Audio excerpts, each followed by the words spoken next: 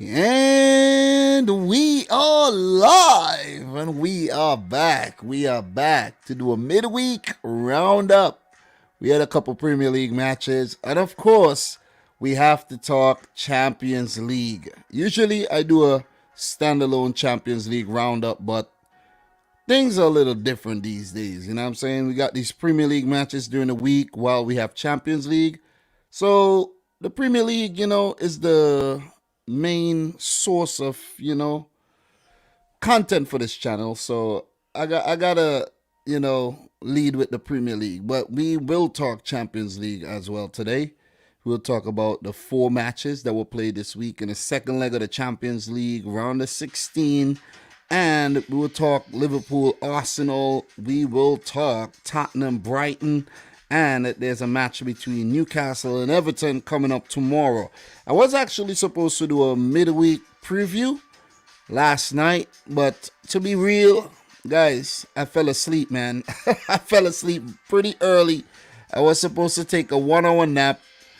I think I fell asleep maybe around after 8. I woke up after 3 in the morning. So I needed that rest, man. I needed the rest big time. Big up to Omar, Jota the Slaughter. Hey Adam, how are you doing? Owen Dilworth in the house. Very lame Pichu. Someone changed their name, whoever that is. Big up to you as well. Nice to see you guys in here. We are back to talk Champions League and Premier League, man. Big up to everybody in the house. Nice to see you guys again, man. I said after I was done with my cars, working on my cars, I would be a bit more consistent, and I'm back.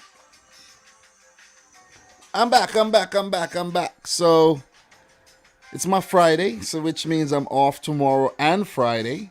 So we're gonna have some content. We got the World Cup qualifiers coming up.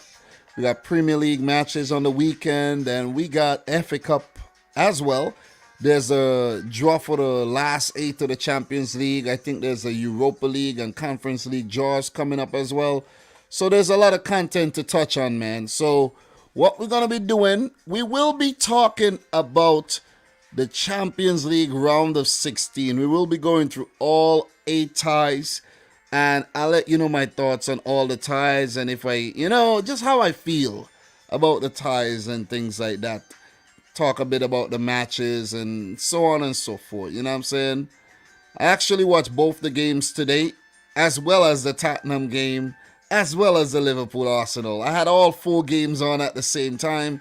It was pretty difficult, but I got a glimpse of, things. I got a gist of what really went on in those games.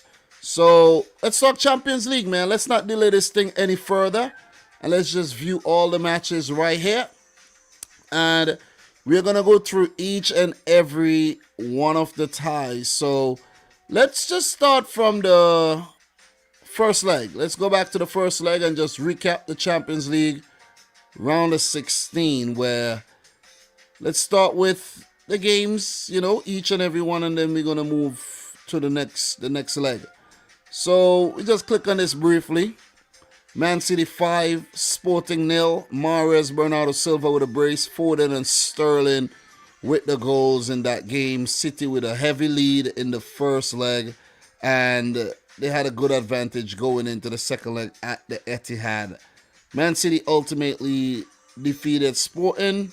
And, this is what I expected. A lot of people wanted City to flop out at the round of 16, but that wasn't going to happen. Man City are not Manchester United. Let me just put that out there right now. Let me just, put it out there. City owns Manchester. All right? So, very good first leg, 5-0. And it set up the second leg very, very nicely. So, for PSG versus Real Madrid, this one finished 1-0 in favor of PSG in the first leg, with Kylian Mbappe scoring a wonder goal in the dying embers of that game. And with PSG going into the second leg with the advantage with the likes of Messi, Neymar, Mbappe, Marquinhos, Verratti, Donnarumma and co, you expected PSG to actually do enough under Maurizio Pochettino to move on to the last 8, but we know what happened. We'll get to the second leg very soon. So we just go back and we keep it moving. Salzburg won, Bayern Munich won. What a game by Salzburg. They could have won this match, but allowed Bayern Munich to come back late in the game. Adamu in the 21st minute and Coman in the 90th. And according to how the second leg went, it didn't even matter if Salzburg had won that game 2-0 because Bayern, destroyed Salzburg in the second leg. This tie was a battle of two of the youngest and brightest managers in world football today, Matthias Gisel and, of course, Julian Nagelsmann. They scrapped it out, and, of course, Nagelsmann came out on top. Inter 0, Liverpool 2 in the first leg of this tie, where Firmino and Salah scored in this match, giving Liverpool a brilliant away win. They weren't at their best, but they still managed to carve out those goals, as they have been doing lately in most of their matches. Inter, pretty disappointing, to say the least. Didn't finish their chances off, and they were punished.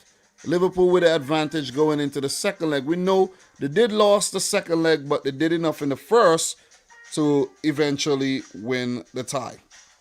So we're just going to keep it moving with the recap here. Benfica 2, Ajax 2. This was indeed a good performance by Benfica, actually staying in the tie, and we know ultimately going on to win the tie against the favorites Ajax. So we got to give it to Benfica, who are one of the underdogs left in the competition this year. Although they are a team that has European glory, they are underdog in this day and age. So Haller and Haller own goal and a Yaremchuk goal was the goal scorers for Benfica, and Tadic and Haller on the other end for Ajax. So the second leg was well poised, and this tie could have went anyway, and it went in favor of Benfica, even though Ajax were the more dominant team, of course. So we move on to the next tie here. I think I actually went down a bit too far, but we're right there. Chelsea 2, Lille 0. Havertz in the 8th minute, Pulisic in the 63rd. And this is what we actually expected. A Chelsea win. They did go on to win the tie, and they did so very convincingly, even though Lille did have their moments in the second leg. But the defending champions, of course, move on to the last 8. We will discuss some more about Chelsea when we get to the second leg clash. Villarreal won, Juventus won in the first leg. Brilliant first leg by Unai Emery and his boys. I've always been saying that I do not trust Juventus this season, and coming up against Villarreal will be a very difficult task, and it proved to be so, as Villarreal eventually went on to knock Juventus out. Parejo and Vlahovic, the scorers in the first leg, and Juventus, very disappointing. I don't think they'll go on to win the Scudetto, and they won't reach further in the Champions League as well. And for the last first leg clash, Atletico Madrid won, Manchester United won. To be completely honest, I thought that Manchester United were going to go on to win this tie, seeing that they went away, got a goal. Away goals don't count, but still, they got that psychological advantage going into the second leg, where they were actually hosts in front of 73,000 fans. Well, not all United fans, but still, I expected them to go and do the business, you know what I mean? Get a goal, manage it well, and see it out. But no, it was Atletico Madrid who did that, and Man United knocked out. Man United knocked out of the Champions League. João Felix and Ilanga, the goal scorers in the first leg. So we're just going to go back and we're just going to talk about the second leg matches, where I'll go into depth for some of these, not all. So Liverpool 0, Inter 1. So the goal scorer, Lautaro Martinez. Joel Matip with the mistake. Wanted to be a bit too clinical with the clearance. He should have just blasted it out of play. And Liverpool were punished when Inter regained control of that ball, and Martinez was well set up to blast it past Alisson. Shortly after Sanchez got sent off and it took the wind out of Inter, they still went on to win the game, but Liverpool won the tie 2-1 on aggregate. So not the best performance by Liverpool at all, but they had chances, didn't take their chances, but still, ultimately, the most important thing for the Reds is that they went on to win the tie and they're in the last 8 once again. And having recently won the Champions League, they would fancy their chances of going all the way and lifting the coveted big ass trophy. So Liverpool into the last 8, Inter eliminated, where they could now focus on winning Scudetto in back-to-back seasons. So Jurgen Klopp would be very proud of his boys: Salamane, Jota, Luis Diaz, Henderson, Van Dijk, Trent Alexander-Arnold, Alisson, Robertson, Matip, and co. They are a formidable team and definitely one to keep an eye on. Let's see who Liverpool would actually get in the last 8 and which path they would be on towards the final. So that's going to be an interesting one to look forward to. Could they draw Benfica? I was actually doing a bit of research, and in the 05-06, the season when Arsenal made the final, when Villarreal made the semi-final, I was actually doing a bit of research on Villarreal. Liverpool were actually knocked out that year by Benfica. So I don't know if you want to draw Benfica, you know what I'm saying? I don't know. So we're going to keep it moving. All the best to the Reds. But we're going to talk about another Red team here, and that's Bayern München. Goddamn. 7-1 against Salzburg. 7-1. And I'd like to take the time to big up to everybody in here, man. Make sure you guys smash up the thumbs up button. We have to talk Champions League. We'll talk a bit of Europa League. We'll talk a bit of Europa Conference League. And then we will touch on the Arsenal-Liverpool match and, of course, the Tottenham-Brighton. And we'll discuss a few more things as well once time permits. All right, so, guys, make sure you stick around. Thank you very much for the continued support on the channel. It's been 5 years since I've been doing this, and the support has been remarkable, to say the least. You know what I'm saying? And you guys definitely give me the motivation to keep this thing going. So Bayern Munich 7, Salzburg 1. Good try, Salzburg, but you actually poked a beast, a leviathan, and you were punished indeed. Lewandowski, fastest hat-trick in a knockout stage game, 12th, 21st, 23rd minute. Gnabry, Muller, Sane, the other goal scorers. Kjaergaard did pull one back for Salzburg as Julian Nagelsmann's men defeated Matthias Geisel's boys on the day. 2 youngest managers left in the competition, and 2 of the best youngest managers around world football these days. These guys are in their 30s, I think 33 and 35. It's ridiculous. I'm older than both of these managers. I'm 35 years old, guys. I'm not going to hide my age or anything, It ain't no secret. Ain't no secret out here. I'm older than these dudes, you know what I'm saying? So it just shows, man. But guys, at 35, I just want to say to some of you guys who are not 35 yet, man, by the time you reach 35, you would have accumulated a lot of knowledge and a lot of wisdom. I surprise myself lately with some of the things that I know and some of the things that I'm capable of pulling off. So Bayern Munich, that was brilliant. They won the Champions League the season before last. Last season was Chelsea. The previous season was Bayern Munich. They destroyed Barcelona. And they're looking to destroy somebody else again apart from Salzburg when they go into the last 8. Who wants Bayern Munich? Does Liverpool want Bayern Munich? Does Liverpool want Bayern Munich again? I think Liverpool recently played Bayern Munich in the Champions League, like a few seasons back. If I'm not mistaken, I might be wrong. I definitely might be wrong, but I can't remember who Liverpool played every season they've been in the Champions League. But let me see. I could find that really, really, really quick. Champions League here. Bayern Munich Nah, I got it. I think I may have got it mixed up. I don't know. They may have played Bayern Munich recently in the Champions League. Let me see. Yeah, they may have. They may have. Yeah, they may have played them recently, and that would be a good clash. That would be a really, really, really good clash. Did Liverpool play Bayern Munich on the way to winning the Champions League or to the final one of those years? I can't quite remember if it's a 17, 18 or the 18. Let me see. Bayern Munich. Nah, that was Bayern. Yeah, that was yeah, they didn't play in the 17-18 season. Let me just double check something really quick. Let me see. Let me see. Bayern Munich. God damn. They played recent. They played. I can't remember when they met.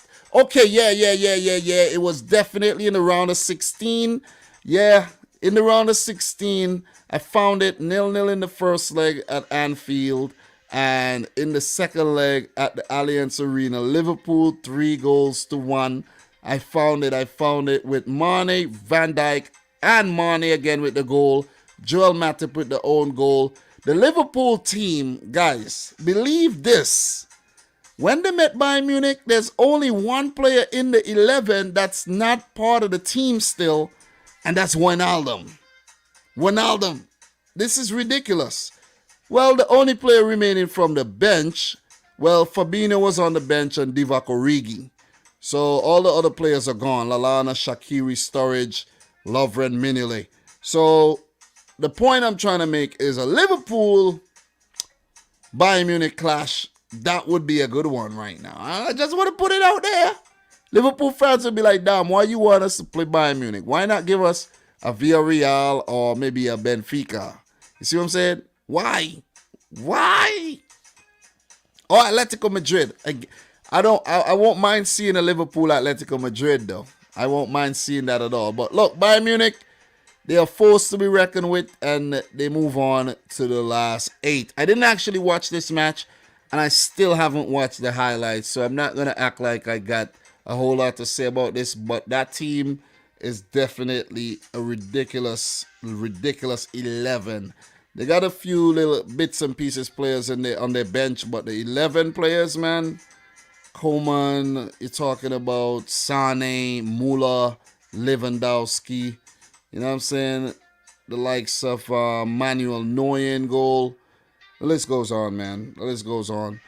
So, look, this was one of the most shocking ties this season. This tie was shocking. Mbappe scored early in this tie, 39th minute.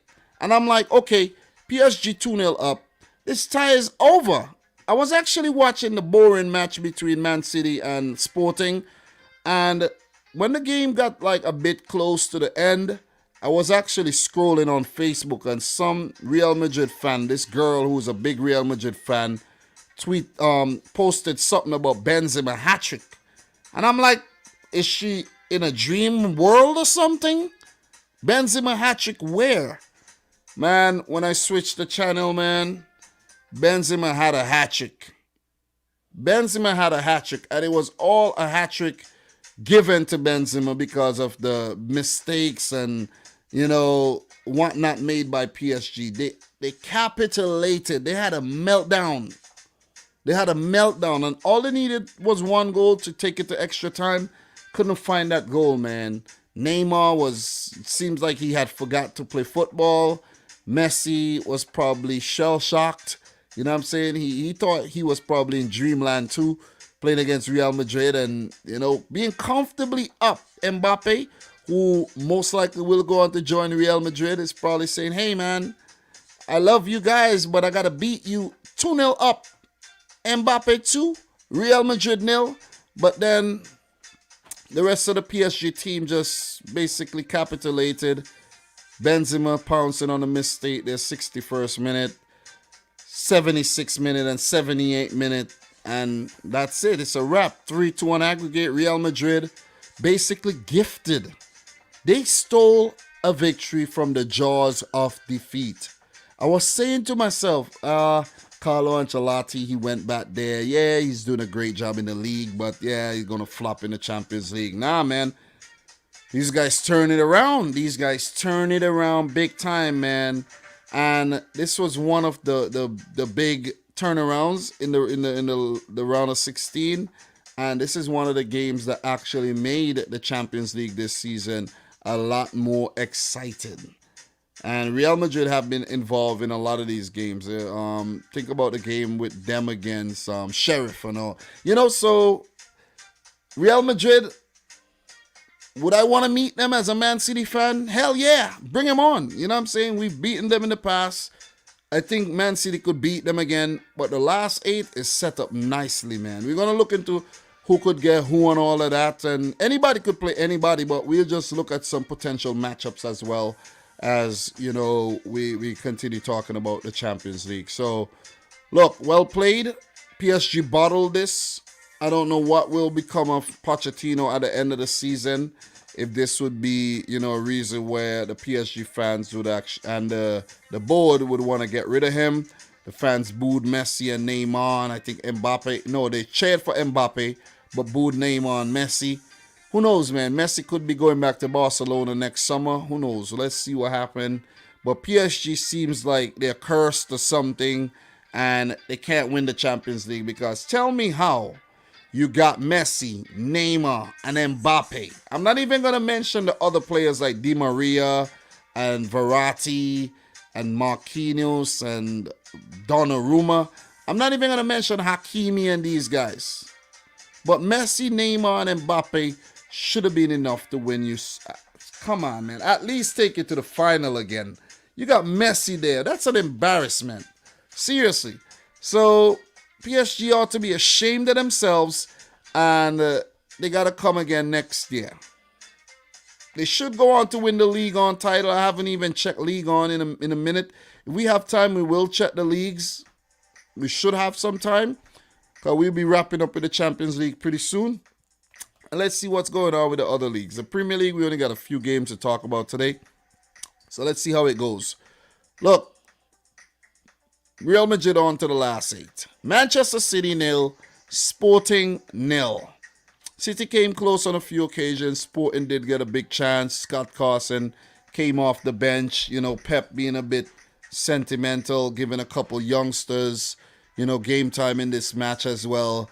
And I really like what Pep did in this game. Pretty insignificant game, seeing that City had won the first 5-0. And no way Ruben Amorim and his boys were going to overturn that. You know what I'm saying? So, well played by Manchester City. But the big question still looms. When are City going to win the Champions League? Nobody cares about anything else. Nobody cares how many times we're winning the Premier League, Carabao Cup, FA Cup, Community Shield, whatever. People want Manchester City to prove themselves by winning the Champions League. If we don't win the Champions League, the respect, it ain't there. It's not there. You see what I'm saying? It ain't there. And this is yet another season where we go into the last 8 and the opportunity is there to win it. We came close last season and Pep chose that game not to play defensive midfielder against Chelsea. And that is the exact place the ball was played from Mason Mount to Kai Havertz to score the only goal of the final to win the match. Okay, I'm going to keep it 100% here. Whoever we get in the last 8, we got to beat them. Doesn't matter who we get. We could get anybody. We could get Liverpool. We could get Chelsea again. We could get Villarreal, Benfica, Bayern. See what I'm saying? Atletico Madrid. Who else is in the last 8? See what I'm saying? Bring them on. Real Madrid, bring them on. We got to topple anybody we meet and win it this year. This is the year that we got to do it. Are we going to do it? It's up to the boys. It's up to Pep Guardiola. Am I confident of winning it? Not yet. You see what I'm saying? After some of the performances that I just saw in the last month or so, month and a half, Southampton, Tottenham, Crystal Palace, I don't know, man. Even this sporting match, I don't know. I don't know if we got it in us this year. It's left to be seen. Damn, where's your confidence? It jumped out the 10th floor of the building. Not there. See what I'm saying? We had a 10 plus point lead in the freaking league, and now we're only leading by 1 point. Come on. Got to do better than that. But well played to Sporting. They got a nice little team. They got a good little manager. And I wish them all the best next season. They might be in the Champions League again. So, Man City into the last 8. Let's see who they get. And let's see how far City can progress this year. Look, let's laugh, man. Let's take the time to laugh. Let's laugh. Just take the time out of your day to just laugh at Manchester United, man. Just laugh. Okay? Even if you have to fake a laugh. Ha ha ha ha ha ha. Just laugh at them because these guys are bums. I've been telling you guys that. These guys are bums. I actually thought they were going to win this tie. Some way, somehow, I thought they were going to win it. But when you look at this team, okay, we don't want that. When you look at this team, man, their defense is a shame. Man United are losing games because of this defense here. You see these 4 guys at the back here and these 2 in the middle? This is where they're losing games. Not the guys up top. Not Fernandes and Ronaldo any longer and Sancho and them guys. That's not where they're losing football games. It's these guys at the back. Not De Gea. He's the one who helped them on many occasions. It's Maguire, the most expensive defender of all freaking time. It's Varane, the gift that keeps on giving. I told people that on many, many occasions. Raphael Varane is done. He's done. At Real Madrid, he won Champions League. 4 Champions League, a couple league titles or whatnot. But in that game, the game that I realized that Raphael Varane was done was the Manchester City versus Real Madrid tie at the Etihad. The game at the Etihad where Raphael Varane just gifted Gabriel Jesus a goal and he was just, Santa Claus on the day, man. I'm telling you, he's been done since that day. And what did Man United go and do? Sign him up. I laughed. He's at Man United and it's like he's not even there when you guys think about it. Cristiano Ronaldo, great player and all, but he should have never went back to Manchester United. Imagine being such a great player, such a great goal scorer for club and country, and you go back to Manchester United and you win absolutely nothing. Not a Carabao Cup, not a FA Cup, not the Champions League, got knocked out at the round of 16. And in the Premier League, Man United look as if they're not even going to get top 4. Bad move. Sack Solskjaer, Ragnick came in. He's not done a bad job, but he's not really done great either. Their midfielder, Fred and McTominay. Fred has been playing well lately. But McTominay, he's just abrasive. You see what I'm saying? He's very abrasive. He deserves to be playing in a championship or something. You see what I'm saying? Very abrasive. Sometimes you got to chill. You got to slow down. You got to have your poise about you. And McTominay seems like on many occasions he lacked that. He's had some good games. I'm not saying that. But I don't know if a McTominay is going to take it to the next level. Telles, Dalot. Whatever happened to Luke Shaw and Wan-Bissaka? Whatever happened to all the money spent on Wan-Bissaka? You see? So this team is also carrying along a lot of passengers. You see what I'm saying? I'm going to just focus on them for a moment. Tom Heaton, backup goalkeeper, passenger. Dean Henderson, passenger. Lindelof, yeah, maybe he's better off playing Lindelof ahead of Varane. Bailly, pretty much a passenger. He's better than Varane.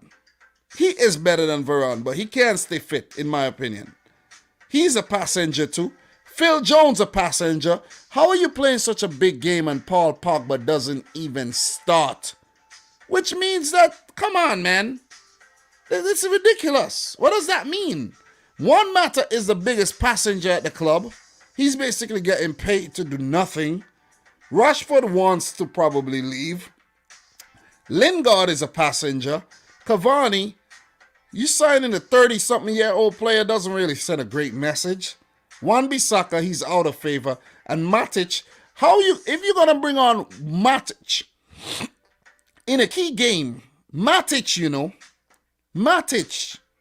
come on, man. Come on. This is not the Matic of, the Mourinho Chelsea days. This is not when Matic and Ivanovic was at Chelsea. This is Matic, washed up Matic right now.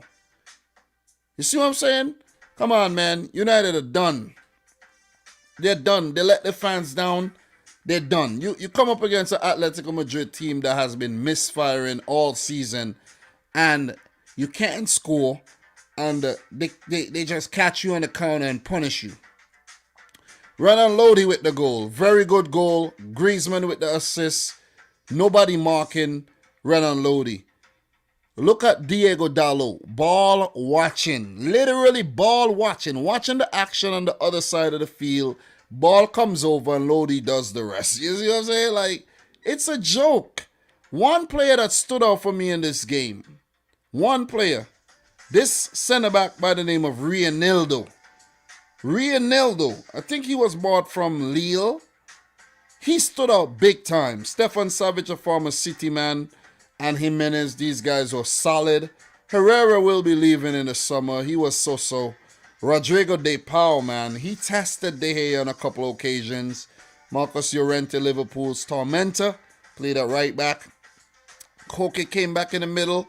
And Griezmann and Felix, did their thing. Griezmann didn't really do too much in going forward, but did provide an assist. And Felix did score, but the goal was chalked off. So look, man, Atletico Madrid went out there, did their thing, and they got rewarded. The substitutes, Kondogbia, Correa, Felipe all came on pretty late. They only used 3, and they go into the last 8. Remember, this is a team that made it to they made it to 2 finals and lost.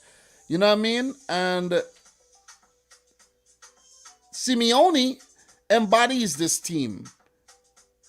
The definition of shit house is Atletico Madrid. And that is what they did in this tie. And at the end, he was actually stoned off the field. You know what I mean? Projectiles just showering Diego Simeone. He had to run into the freaking dressing room. So United fans hurt by this, but Atletico Madrid doing what they do best, man. You know what I mean? Scrapping to a win, knocking out the Red Devils, and going on to the last 8. Would you want to actually draw Atletico Madrid? I think they're a team that you might actually want to draw. They're not the team that you want to fare anymore because they're not the force that they used to be. They're definitely not the force anymore. Luis Suarez, an unused substitute. I'm pretty sure he would have want to play against United, but definitely not involved there. And a few other substitutes I don't really know too much about. But United out. As a City fan, I'm happy. I actually thought that they were gonna stay in the competition, but they tried, man. Bruno Fernandes, he didn't play too badly. Had a shot saved. Look. Notable mention. I can't go on without mentioning Jan motherfucking Oblak. Sorry for the cursing, but Oblak was big. Elonga's shot saved by his head. He didn't know anything about that, but he pulled off some big saves in this game, man. He pulled off some saves. You're like, God damn. Jan, how are you doing this? So, Jan Oblak and Reinildo, I think, were the standout players. Renan Lodi needs to work on his defensive side of his game. I won't mind him at Man City, though, as a left back. But he needs to work on his game. De Paul, is a great signing.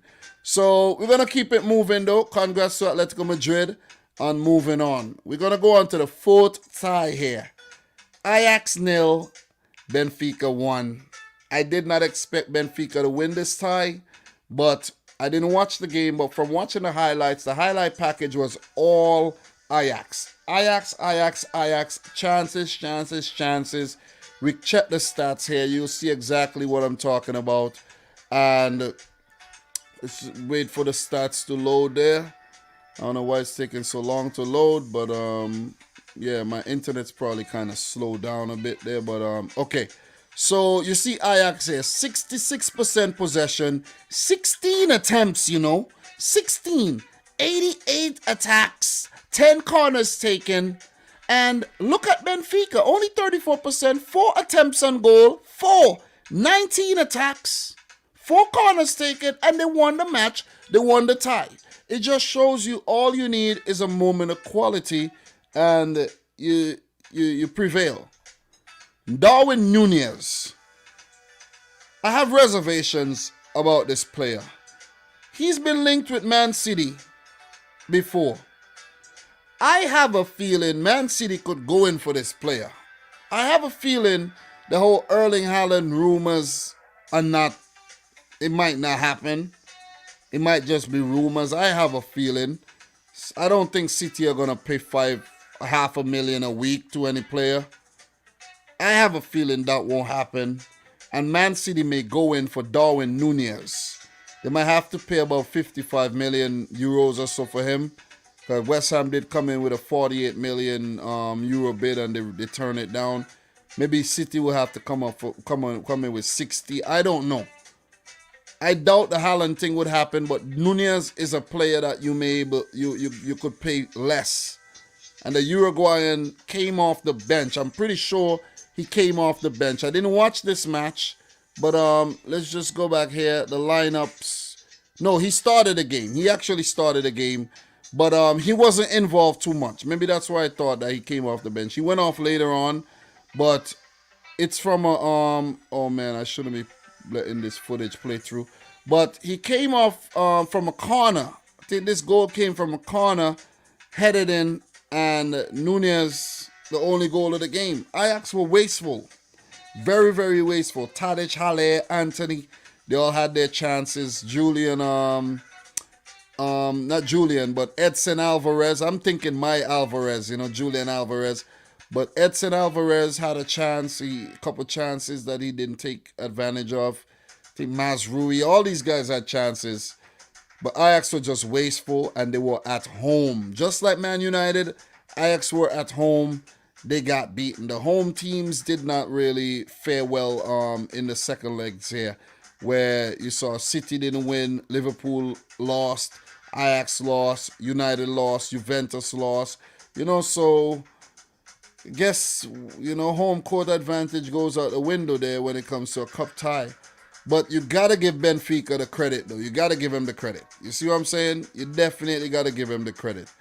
And they weren't favorites at all. They weren't favorites. Not many people give them a chance. And they came out on top. Plus, they have a Ukrainian in their ranks so that they could get that, sentimental feeling going and everything with their team right now. So, look, big congrats to Benfica. I'm not going to act like I'm an advocate for Benfica and I said that Benfica were going to win this game. I never said that. But I feel it for Erik ten Hag and his boys because they look good all throughout the season.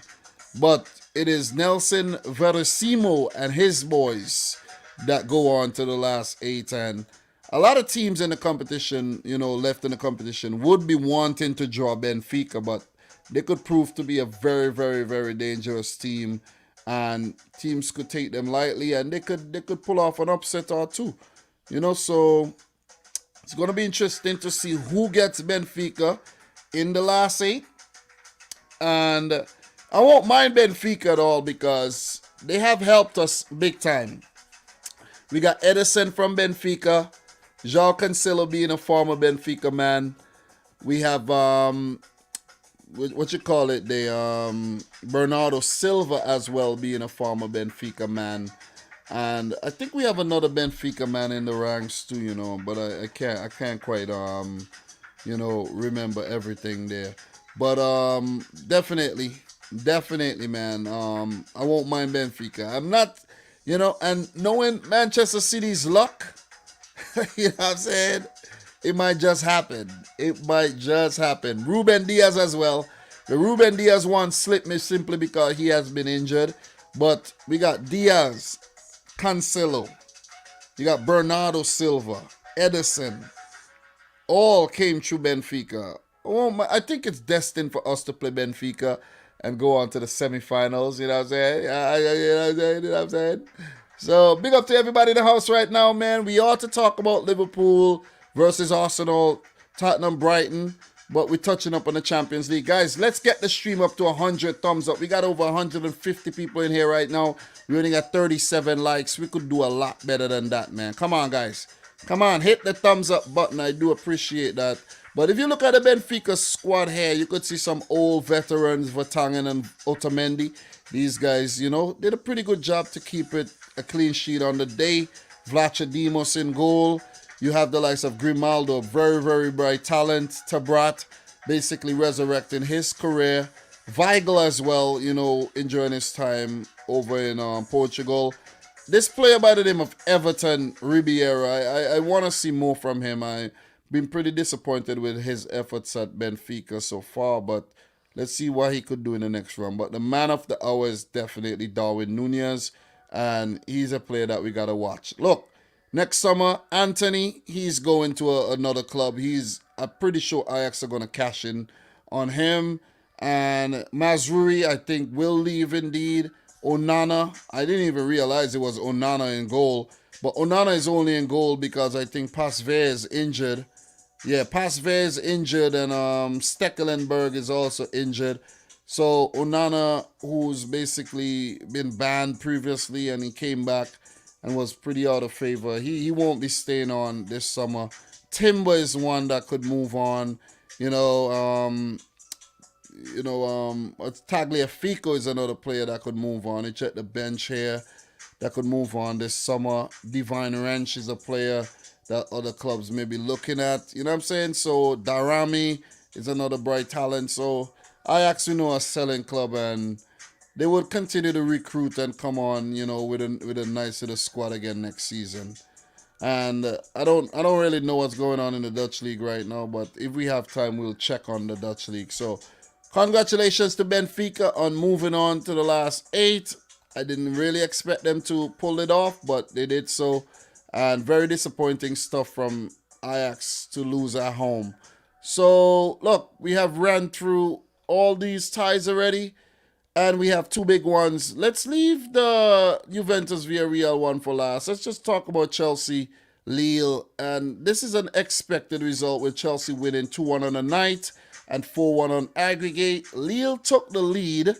Very good penalty taken by Burak Yilmaz after that Jorginho handball.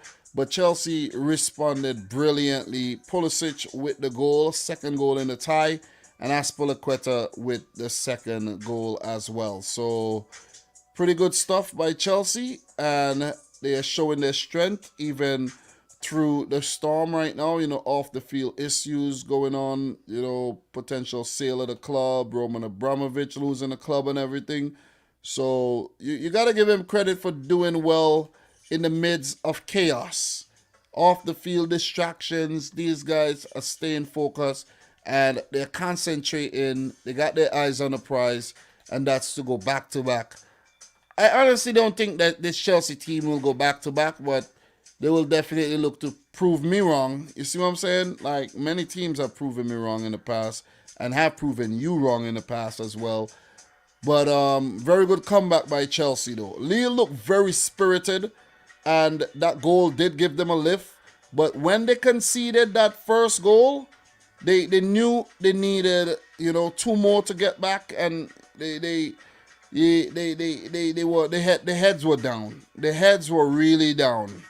I saw it. The heads were down, and when the other goal was scored, it just knocked the stuffing out of them, man. But they did go out there and put out a good effort, and it's just unfortunate for them that they couldn't actually make the tie a bit closer.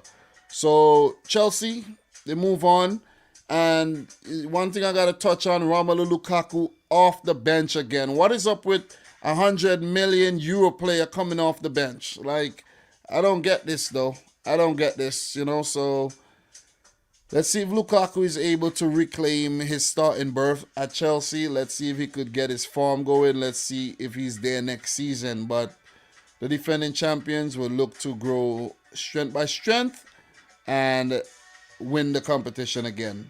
Look, let's see who they're going to get. I won't mind getting Chelsea in the last 8. I'm going to just say that. We've beaten Chelsea twice this season. I think with ease. I won't mind getting them in the Champions League round, last 8. City versus Chelsea, that's a possibility. City versus Liverpool, possibility. Liverpool versus Chelsea, that's a possibility as well, where you could have English teams playing each other. But I would like for the English teams to avoid each other in the last 8, and who knows, maybe meet in the semis and definitely in the final, where, you know, we have an all Premier League affair. But congratulations to Thomas Tuchel. There's an up-to stat here on Thomas Tuchel that reads, let me share that up to stat with you instead of just, let me just hit you with that one really quick. And you see up to stat here, Thomas Tuchel. All right, so Tuchel has won 32 of his 50 UEFA Champions League matches as a manager, equaling Jupp Heynckes' 32 from 47 matches in total, as the coach with the most victories inside his first 50 matches in the competition blue. So congratulations there to Thomas Tuchel. He's been, doing a stellar job. This season has been a real test for him. He had a purple patch last season, came in, did great things in the league, won the Champions League. But this season, won the Club World Cup, won the Super Cup, got to the final of the Carabao Cup, lost that one. And I don't know if Chelsea's going to win anything else this season, but it's left to be seen, though. Big up to all the Chelsea fans watching this right now. Guys, let's get the stream up to 100 thumbs up. We at 52. You guys could do a lot better than this. I know you can. MVP Kev, Palomo, everybody in the house right now. Big up to the boy Ryan LFC, who I saw came through. I don't know if you're still in here, Ryan, but I wasn't really focusing too much on giving individual shout-outs. But big up to everybody who stop by and who's in here right about now. If you're in here to laugh about Man United getting knocked out, good, man. I love it. You know what I mean? If you're in here to talk Premier League title race, love it as well. Glad that we actually got some competition going on in the league. So Juventus 0, Villarreal 3. This is an embarrassing performance by Juventus. Guys, first things first. When I saw this 11, I knew Juventus would not win a goddamn thing here. The 11 was all over the place and not convincing at all. Because look, when you have De Ligt and Rugani at the back there, these guys, are young. Chiellini and Bonucci are, the main man. These guys have been struggling with injury. Look at the left back player. Di Sciglio, he's a right back.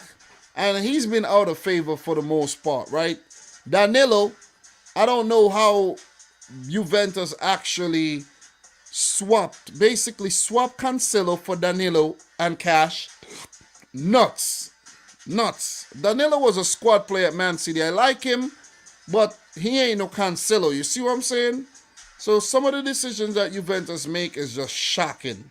They're buying up all the big talent in the Serie A, still ain't gonna win it. Locatelli, you know what he did at the Euros, haven't really produced the same goal dust for Juventus. Rabiot, this guy, we know the situation with him.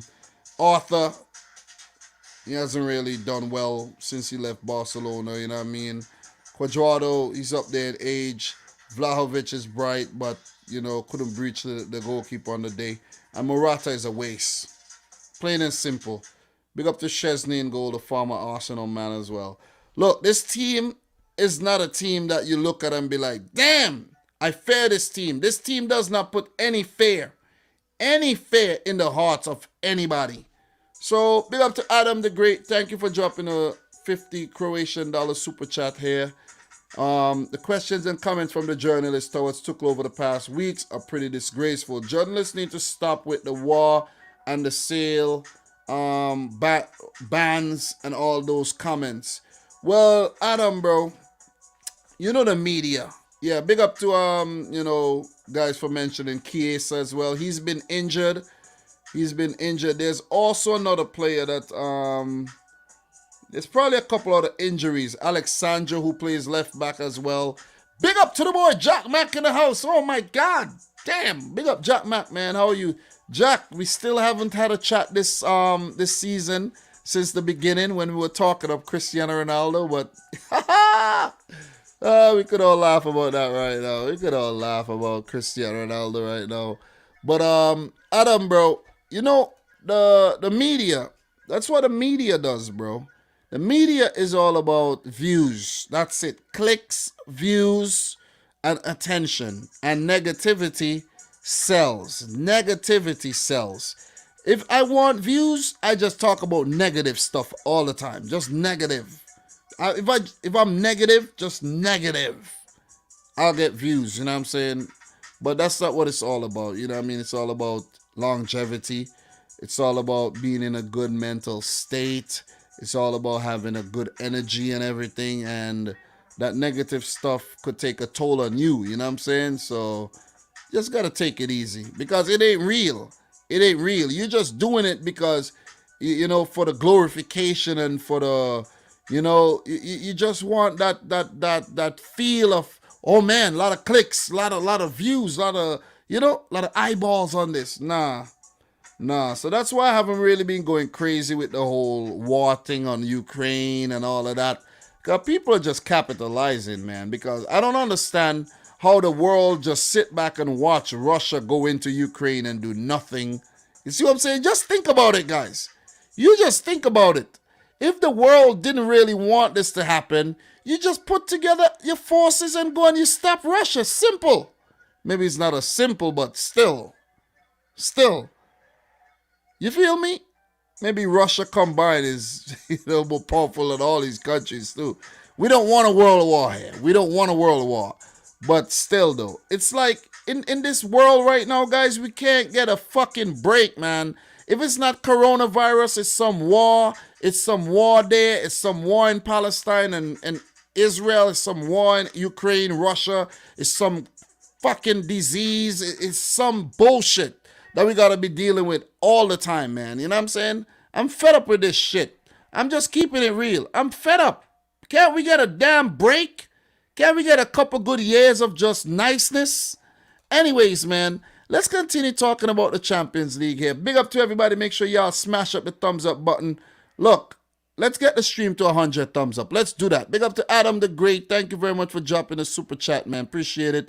Big up to Jack Mack in the house. Nice of you to come through. Pretty late in the UK right now. What are you doing up, Jack? What are you doing up? Jack is the Mac and he comes around every Monday, every Tuesday and Wednesday, every day of the week. I know you like that, Jack. I know you like that. I know you like that. Yeah, man. Listen, De Ligt has wasted his time at Juventus. Wasted. Big time. Wasted. I think Pep wanted De Ligt. United wanted him. I think Barcelona wanted him as well. You know what I'm saying? And he wasted his time and went to Juventus. Let's leave that right. Let's leave it right there. Let's leave it right there. But let us talk about the Yellow Submarine, Villarreal. Let's big up to Rui, who's listed here as one of the nominees for Players of the Week. Juventus had chances. They hit the crossbar. Vlahovic was bright. Rui was tested, but Rui passed all the tests. Rui was big on the day, and you gotta give it to him. And look, the fact that Asenjo is another very good goalkeeper, right? You gotta give it to Villarreal for their recruitment lately. Taking guys like Coquelin, guys like Capui, even bringing up Danjuma from the championship, Championship. You see what I'm saying? Lo Celso just coming over from Tottenham. Yeremy Pino is a player I want Manchester City to sign. Parejo, he came over from Valencia, pardon me. And Pau Torres, one of the goal scorers, one of the brightest talents in Spain. Albiol with the experience, Aurier from Spurs. So you just see the recruitment. Big up to Estupinian, the Uruguayan, Ecuadorian, pardon me, doing well with Ecuador these days. Geronimo Rui, a former Man City player. I don't think he ever played for City, but was part of the whole, setup and everything, was sent out on loan. So, look, man, you got to give it to Villarreal. I actually thought that Unai Emery wanted to be in the Europa League, but apparently the man wants to win the Champions League as well. Big up to the boy Adam, bro. Thank you very much for coming through. We will talk about it pretty soon, bro. We'll talk pretty soon, pardon me. We'll talk pretty soon, Adam. I got to get you on the show again, when I get into the full string of things. But you got to give it to Villarreal, man. Congratulations, man. In this game, we had goals from Gerard Moreno. They waited late. They defended. Pull Juventus out. Pull them out. Just pull them out. And they got that breakaway penalty. VR had to come into play. Moreno just coming off the bench. He scored. Not the best penalty, but it had a lot of spin in it. And it was always going in the far corner. And Chesney, not a strong enough hand. That went in. Torres goal, I think that was from a corner, if I'm not mistaken, not well defended, and Danjuma getting the penalty there from a delict handball. Even though that ball was put into the net, they still give the penalty. Very good spot kick by Danjuma. What a player, what a rise, man. He looked good when he first came to the Premier League with Bournemouth, but got relegated, played a season, and then he's, moved up big time with Villarreal. What a signing, man. And they do have a couple other signings, guys like Boulaye Dia. You know what I'm saying? You got to give it up to Chuck Woozy as well. Veteran like Iborra, formerly of, I think he played at Sevilla, Atletico Madrid, went to Leicester, I think. And, he's playing his football these days at Villarreal. So, Isa Mandi, Moise Gomez, Pedraz. These are some solid players. I don't know if you want to pick Villarreal in the last 8. I don't know if you want to draw Villarreal. I don't know. This guy Unai Emery is up to something, man. Ever since he got treated very badly at Arsenal, he's out to prove something. Won the Europa League, did it against Manchester United, and he came through the group stage, against all odds. And then, look here, man, knocking out Juventus. Villarreal did get to the semi-final in the year that Arsenal lost the Champions League final against Barcelona. So they have been to the quarters. They have been to the semis before. So this is not unfamiliar territory for Villarreal. But for Unai Emery, I think this is, one of his best performances as well. I did have something on Unai Emery here. Let me just share that with you really quick. So for Unai Emery, guys, Villarreal manager Unai Emery has progressed from a tie in the knockout stage of the Champions League for the first time, having previously been eliminated in the round of 16 in each of its previous three attempts, with Valencia in 2010-11, PSG in 2016-17, and 2017-18. Indeed, this is the first time Villarreal have qualified for the quarters of the competition since the 2008-9 season. So, look, Juventus manager Max Allegri has lost each of his last 2 home games in the knockout stage of the UEFA Champions League. Previously, the 2-1 loss against Ajax, we could all remember that one, after losing 1 in his first 10 such games in charge of the club, winning 7 and drawing 2. So, brilliant stuff, man. Juventus suffered their joint heaviest home defeat in the UEFA Champions League, with 2 of the 4 occasions when they've lost by 3 goals coming against Spanish sides.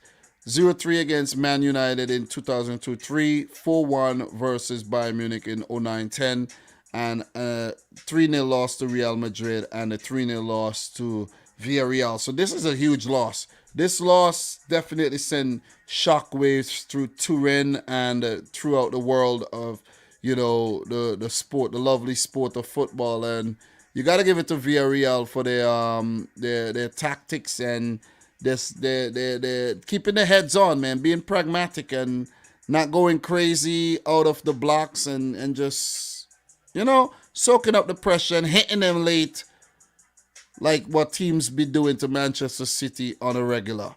So Villarreal, would fancy their chances, and you could see in the quotation here, Unai Emery says, whoever we get in the draw will be a top side, just like the one we faced today. So you know what that means? He's ready for whatever. So, guys, that's my roundup of the 8 ties and what we're going to do. I'm pretty sure there's some type of graphic here on the homepage of the last 8, okay? The last 8, the draw is coming up, guys. Let's just click this. Quarterfinal draw. UEFA Champions League quarterfinal and semifinal draws. All you need to know. So the draw is coming up, and that will be on Friday, guys. I'm gonna try to go live for the draw. Who's involved in the draw? Atletico Madrid, Bayern Munich, Benfica, Chelsea, Liverpool, Manchester City, Real Madrid, and Villarreal. Pardon me. Villarreal. So just click that. Just trying to make that big, but it ain't working. So these are the quarterfinalists. We got a team. You got what? 3 teams from Spain, 3 teams from England, a team from Germany, and a team from Portugal. So, guys, could it be Spain or England? Who do you have? Who do you have winning the Champions League this season? Spain or England? I'm actually gonna go for England. You know what I mean? I think this is a year that Manchester City's gonna go on to win the damn thing. All right, so the draw will set the ties for the quarterfinals and the semifinal, and a draw will be held to determine the home team for the final for procedural reasons. The draws are open, so there is no seeding or country protection. Any team can be drawn against any team, okay? So Mikel Silvestre will be doing the draw. So former Manchester United man Mikel Silvestre, and he probably thought, oh man, you guys are the real deal. We get a little footage there of Raul playing in the background. I don't know why this thing want me to get copyright strikes, but I don't get a copyright. I don't know, man. Whatever. It is whatever, But anyways, look. This season's final will take place at the Stade de France in Paris, which also staged a showpiece in 2000 and 2006, as well as a UEFA Euro 2016 decider. The game will kick off at 2100 Central European Time on Saturday, May 28th. Okay, so lovely stuff. That's what's going on for the Champions League. That's what the draw entails, and the teams that's going to be in the draw. Guys, look, man. Look. Let's look at the draw really quick and do some potential matchups right here. Any team could play any team. We could have a Madrid derby. I won't mind a Madrid derby at all, right? A Madrid derby would be fine. But any team that draw Benfica will be very, very happy about that draw, right? Is it going to be Chelsea going to get lucky with a nice little easy draw again? Or is it going to be Manchester City or Liverpool? Real Madrid going to draw Benfica, or we're going to see one of Atleti, Bayern, or Villarreal. The Villarreal-Benfica draw could be very interesting, seeing one of those teams going into the semifinals for sure. But what we do know is we are going to have at least 3. I think we're going to have at least 3 heavyweight clashes. Nah, at least 2. Let me not say 3. At least 2 heavyweight clashes. Maybe we'll see Chelsea City or Chelsea Liverpool or Chelsea, or Liverpool City, you know what I'm saying? Or we're going to see Bayern Munich Atleti or Bayern Munich Chelsea. You know what I mean? We're going to see some big ones. Real Madrid Bayern Munich, we're going to see some big ones. At least 2. Because I don't think Villarreal and Benfica will draw each other. So any team that draw these, the tie won't be the hugest. You know what I mean? So we're going to see at least 2 big ties. And I'm looking forward for it. Can't wait until Friday to see who's going to play who. So guys, let me know who you think will go on to win the Champions League this season. We'll definitely appreciate that. So What we're gonna be doing really quick, guys, we're just gonna switch over briefly, and we're gonna just talk a little bit about the Europa League. Not go into depth. We're not staying too long. 5 minutes tops. 5 minutes tops, I promise. We're just gonna look at what's coming up tomorrow in terms of, the ties and everything. So let's just take a look at the ties and let's see what it's looking like. So in the first legs, guys, Lyon hold a 1-0 lead over Porto. That could turn around easily, very, very easily. And let's see how that one goes. Betis trail to Frankfurt. That one could also be turned around. All it takes is one goal. Take it to extra time, and, the rest is history. The game between Leipzig and Spartak Moscow has been cancelled, with Leipzig getting a buy-in to the next round, seeing that the Russian teams have all been banned from the competition. Sevilla 1, West Ham 0. This one is also poised, and the pendulum could definitely swing in West Ham's favor. Rangers versus Cervena Zvezda looks pretty much over, but it's a cup competition. You never know what could happen in Serbia. Braga Monaco is the same, but Braga definitely got a healthy 2-0 lead over Monaco. Atalanta, they love a thriller. Them against Leverkusen, this game could still go anyway. This tie could still go any which way. But I do fancy Gasperini and Atalanta to do the thing. And we got Barcelona versus Galatasaray 0-0. I was surprised it finished 0-0. But I think Xavi and his boys should get on and go on to the next round. Look, it would be nice if Barcelona wins this one to give Xavi a nice little kickstart in his tenure at Barcelona. So we're not going to spend longer on the Europa League. Guys, let me know who you think would go on to win the Europa League. And we should know tomorrow.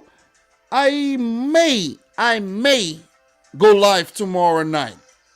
May go live to do a Europa League roundup, Conference League, and the weekend fixtures in the FA Cup, a preview of those, and prediction, and some Premier League matches as well, and to talk the Everton-Newcastle game. So I may go live tomorrow to keep the consistency going. You see what I mean? Guys, let's get the stream up to 100 thumbs up before we do start talking about Liverpool versus Arsenal. And, of course, Tottenham versus Brighton. You guys could do a lot better than that. You guys could do better than that. You could do better than that, man. We've had almost 200 people in here, and you guys are liking the video. It ain't cost nothing at all to like the video. Smash up the blood clay thumbs up button. Come on. Anyways, let's move on to the Conference League, man. The league that United will be playing in next season. So let's just go back here, and then we click the Conference League, and we see what's going on in the Conference League there in terms of the round of 16 second leg ties. Let's just go over the first legs. PAOK leads Ghent a goal to nil. That one could go anyway. Roma leads Vitesse a goal to nil as well. Slavia Praha pretty much wrapped up the tie against LASK unless they come back with a 3-0 win. Partizan, lost heavily to Feyenoord, 5-2. Tie is still open. That's pretty much still open, but you never know. You never know, but I think Feyenoord got that. Marseille leads Basel 2-1. That one is still very much open. Leicester 2, Rennes 0. That could still go Rennes' way. The 4-4 tie between PSV and Copenhagen is poised nicely. And Bodo Glimt should get the better of AZ Alkmaar, as Bodo Glimt has been on the rise lately. I would actually like to see Roma play Bodo Glimt again, maybe in the last 8, to see if Mourinho could actually exact revenge on Bodo Glimt for that smashing they give him in the group stages. So, look, Roma definitely favorites to win this one. We could see one of the Dutch teams doing the business. Leicester, you can't count them out. Marseille are a team that could go very far, and Bodo Glimt themselves could definitely, write a fairy tale story here by winning the whole damn thing.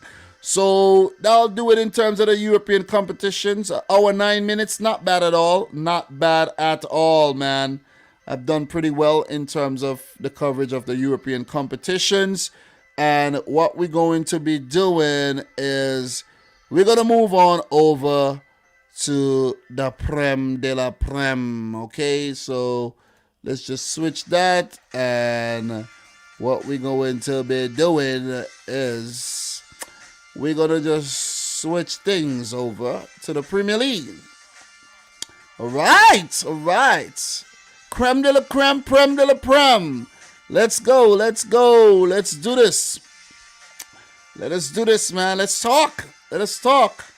Right. No margin for error now in the title race. Ian Wright says the heat is on as Liverpool move within a point of leaders, Manchester City. But as a Manchester City fan, I would just like to add my piece right now. Before I get into anything here, look, we are still in the lead. We won it by a point a couple seasons ago. What was that? The 2018-19 season? We won it by a point, and if we win it by a point again, I'll be fully satisfied. Because I know deep down it will burn the Liverpool fans' heart really, really bad. Burn. It will be a fire. You know when you get that heartburn? Yeah, man. That's what it's gonna be. A heartburn all season next season. It'll be in your chest. It'll be in your chest like you need a little. I don't get heartburn, so what do you take for heartburns? Pepto-Bismol? You know, you're gonna need something for that heartburn next season, man. Just want to put it out there. Big up to the boy Dupe in the house. Big up to Stefan Reds. Big up to Summer at the Longhouse. Ramses in the house. Big up to Immer. How are you doing? How's everybody doing, man? We talking Premier League. We've already touched up on the Champions League. So if you're coming in right now, you're going to have to watch the replay for that one. If you're watching the replay right now, big up to you. Big up to you. Big up to you guys. We need 15 more likes. 15 to get to 100. The sweet spot. Let's get it done. Let's make it happen. Guys, we got 2 more games to talk about. Let's talk about these games. And then we'll take a look at what's going on around the leagues in Europe, okay? So, look. Let's take a look at the results here. And let's talk Brighton 0, Tottenham 2. Listen, man. Look, I wrote down notes. I was going to do a preview. Man. But last night I fell asleep. I took a nap maybe after 8. Woke up after 3 in the morning. Imagine that, right? I was tired as hell. Look, I was never going to predict Brighton to win this game. Brighton were never going to win this game. They're going through a serious slump right now. And the way they were playing at the beginning of the season, it was remarkable. Brighton were one of the best teams in the league in terms of the defense, the amount of losses they had and everything. Guys, Brighton have slipped all the way down to 13th and have already lost 10 matches. Brighton and Hove Albion have lost their last 6 games in a row. 6. 2-0 loss to United, 3-0 loss to Brighton, 2-0 loss to Aston Villa, 2-1 loss to Newcastle, 2-0 loss to Liverpool, and a 2-0 loss to Tottenham. 6 games, Brighton have only scored 1 goal. 1 goddamn goal, and have conceded a total of about 13. Let me make sure I'm getting that right. 7, 11... 13 goals in 6 games. 2 goals per game and have only scored once. What does that tell you?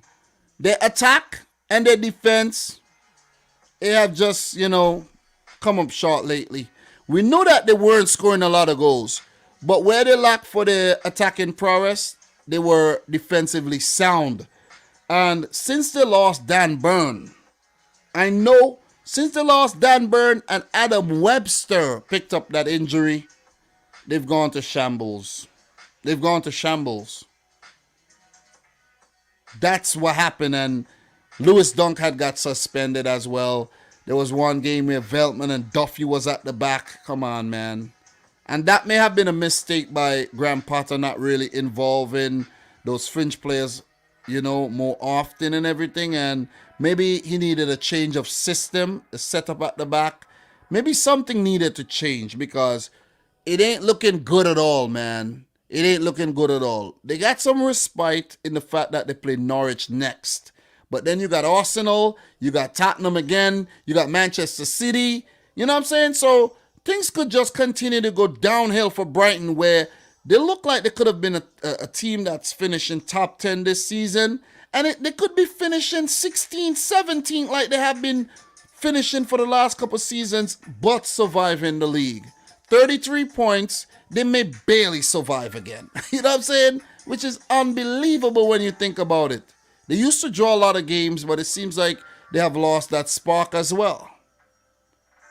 Brighton needs some introspection, but for Tottenham, I like that they were very positive. They were very positive in this game, and it could have been worse for Brighton if it wasn't for Robert Sanchez. Robert Sanchez pulled off a couple good saves in this game. You take a look at the stats here. You could see Tottenham, they had 17 shots at goal, 7 on target, while Brighton had 15 shots at goal, none on target, which shows not clinical enough. They're a team that possess a lot of the ball. They pass the ball very well. They play very attractive football, but that could also be their Achilles heel. They play very open, and they always will give you a chance, but they're also very dangerous.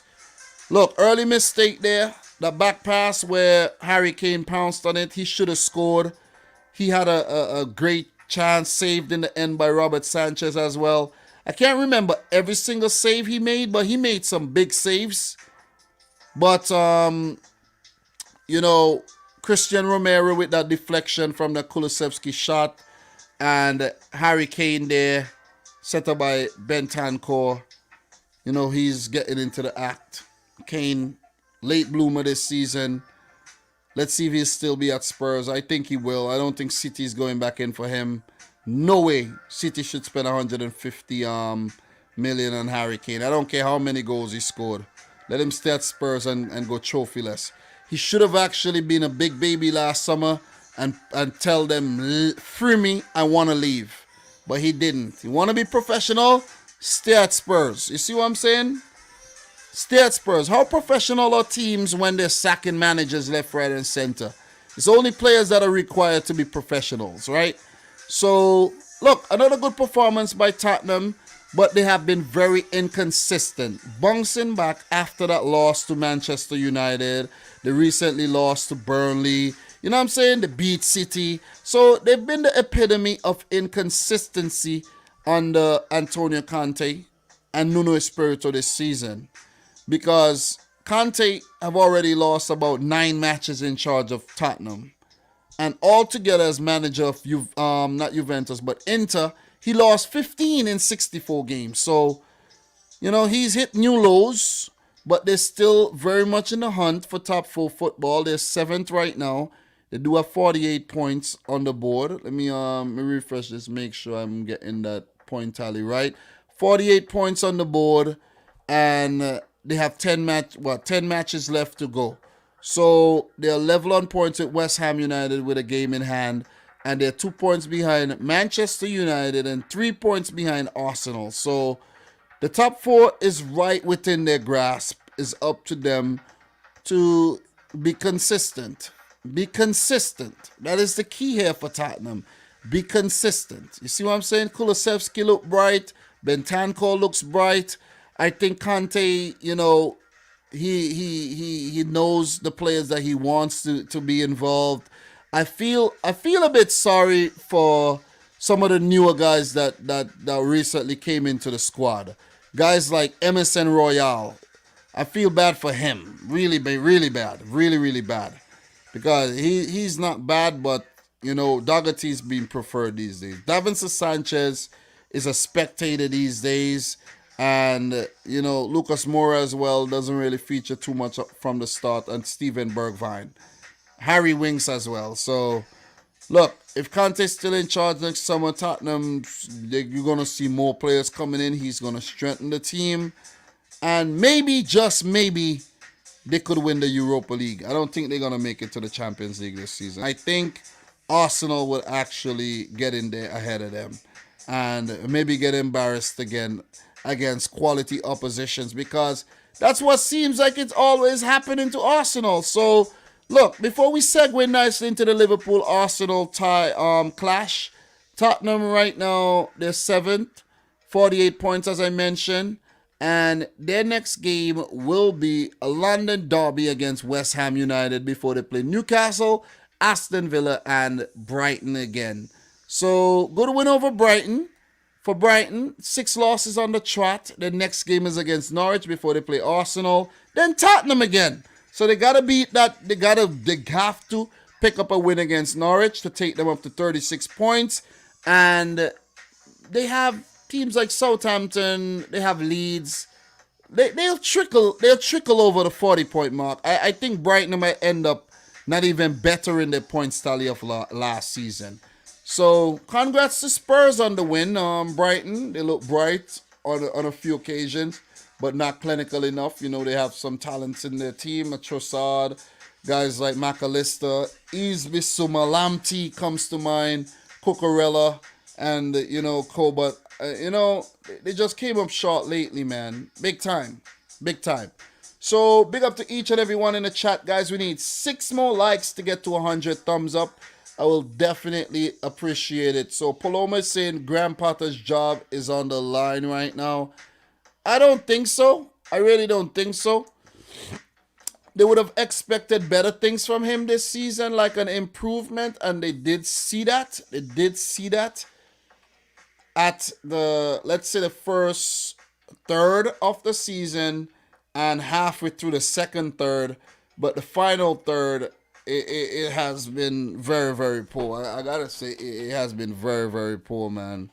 6 losses on the trot is relegation stuff. And if they hadn't done better early on in the season, they would have been down there in the relegation scrap. So, with that being said, we're gonna go on to the next match. And before we do, let's just touch on this game really quick. Everton versus Newcastle. That will be coming up tomorrow. Everton versus Newcastle. Everton's struggling just outside the relegation zone right now. Everton are 17th, 22 points, with only goal difference separating them from Watford. So for Everton under Frank Lampard, in his first 6 games in charge, he has only won 1, from what I could recall. And he won 1 and lost the rest. Okay, they're still in the FA Cup, which is a good thing for them. Something to play for at least, but maybe they don't want that distraction as well. Maybe they don't. They will play Everton tomorrow and will play them again in the FA Cup quarterfinals, right? Not Everton, Crystal Palace, pardon me. Not Newcastle. I meant to say Everton versus Newcastle. Everton versus Palace. They will play Palace in the quarterfinals, so you got to win one of those games. You see what I'm saying? Got to win something. They need a win against Newcastle badly, because right now Newcastle are dealing with a lot of injuries. So are Everton. I don't even know if they could get the better of Newcastle, man. Seriously, it ain't looking good for Everton at all.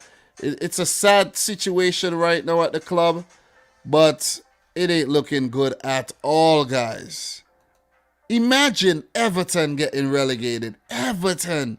Like, absolutely no one would have predicted Everton to be in this position at this time of the season with about 10 games to go. They do have a couple games in hand which could, be to their advantage. But, overall, this season, they have been very poor, man. They have been very poor. Sacked Rafa Benitez. And when you think about it, maybe if Benitez was in charge, that they could have actually pulled things back together. You know what I mean? With his defensive setup. I don't know if Lampard was the right appointment. And I could say this now in hindsight, but he really have not done well at all. So, look, they lost to Newcastle on February the 8th, 3-1. They were part of Newcastle's resurgence, and they have lost their last 3 games against Newcastle. They haven't won in any of they actually, let me give you a better stat. In their last 6 games again, let me give you an even better stat. In their last 7 fixtures against Newcastle, 7, right? They have only won once, drawn twice, and lost 4 times. It ain't looking good for Everton. It ain't looking good at all going into this game. Eddie Howe, look, with that loss last against Chelsea, he's out of blood now. You see what I mean? And Lampard could be the prey here. You see what I'm saying? I feel bad for him. I really feel bad for him. I feel bad for Everton, man. They need to conjure everything they have inside of them and defeat Newcastle. To just give themselves a little wiggle room and a bit of confidence to win a couple more. They have a lot of work to do. Everton got a lot of work to do, man. And let me just give you the fixtures they have left. Watford, Newcastle, West Ham, Burnley, Man United, Crystal Palace, Leicester, Liverpool, Chelsea, Leicester again, Brentford, and Arsenal. It's a must. They gotta beat the teams that they have a higher win probability against. Teams like Brentford. See what I'm saying? One of the games against Leicester, they gotta win. That's 6 points. They gotta beat Burnley. That's 9 points. They gotta beat Watford. That's 12. 12 by 12, 12 by 22 is only 34. Look, so they gotta beat teams that they don't usually beat. You know, Man United, West Ham, Liverpool. You see what I'm saying? Arsenal. 2 games against Leicester. They gotta start playing football or else they're doomed. As for Newcastle United, guys, Newcastle have done everything within their power to get out of that difficult situation. 28 games played, 31 points, and they need 9 more points to survive. And these are the fixtures they got left. A struggling Everton, Tottenham, Wolves, Leicester, Crystal Palace, Norwich, Liverpool, Man City, Arsenal, and Burnley. They gotta beat the teams that they could beat, right? And you're thinking Palace, Norwich, and Burnley. That's only 3 teams. They still got a bunch of games. Newcastle are surviving. No way Newcastle are going down in the position that they're in right now. And the game against Everton tomorrow could be a step in the right direction for both these teams.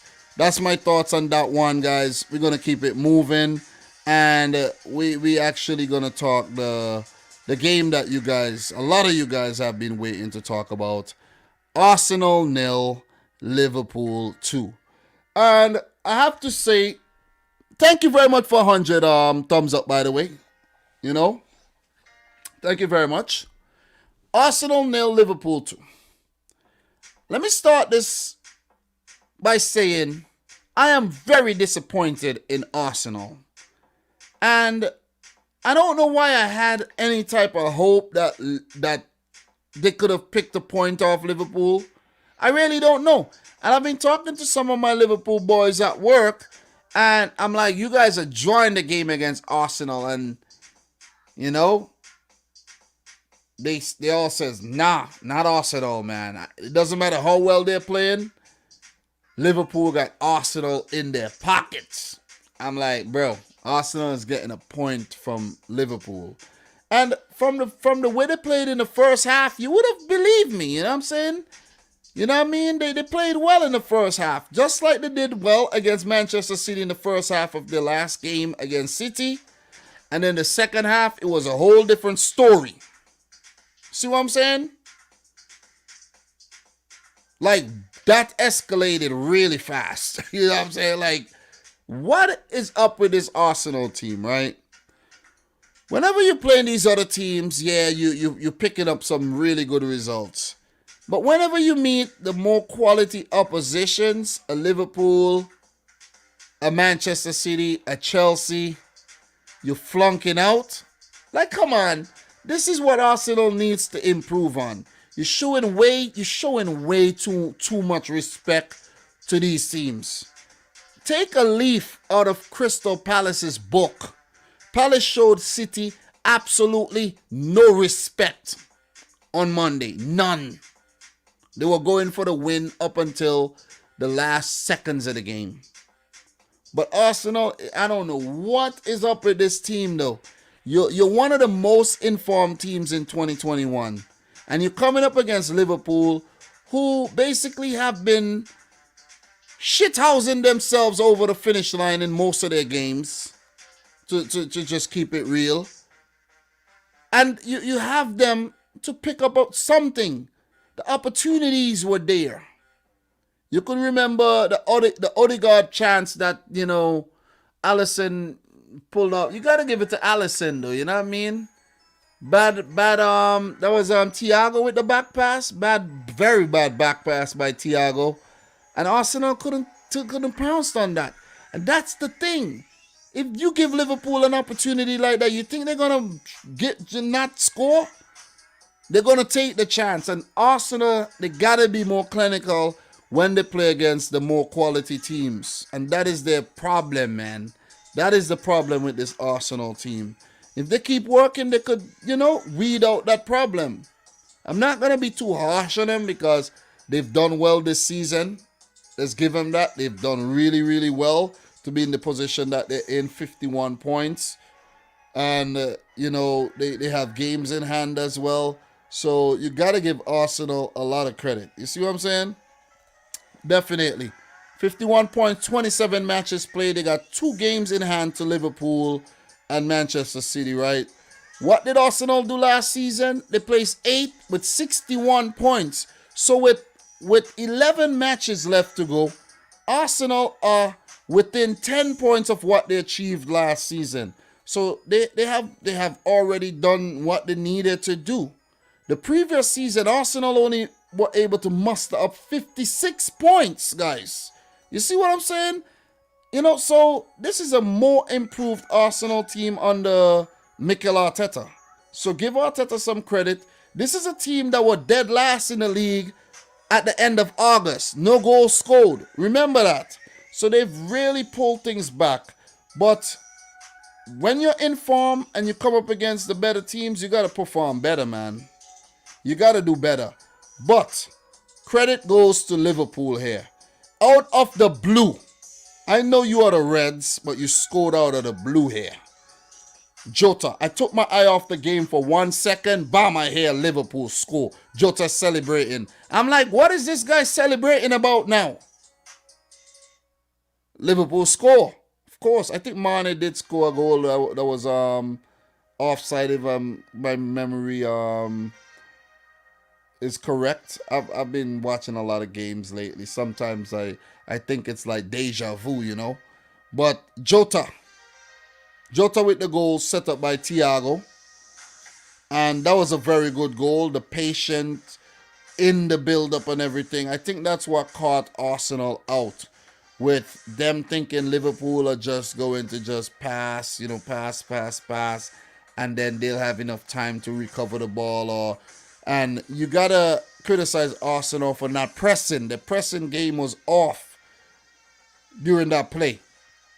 And Liverpool pounced, and that was a very soft goal to concede. I got to say, both goals were very soft, but both goals on Liverpool's end were very, it was determination at its finest. Because Ramsdale should never, he's been too good this season, way too good to get beaten at his near post the way he got beaten. He needed a stronger arm. He needed not to put in so much gap between himself on the post. Let him hit across the goal.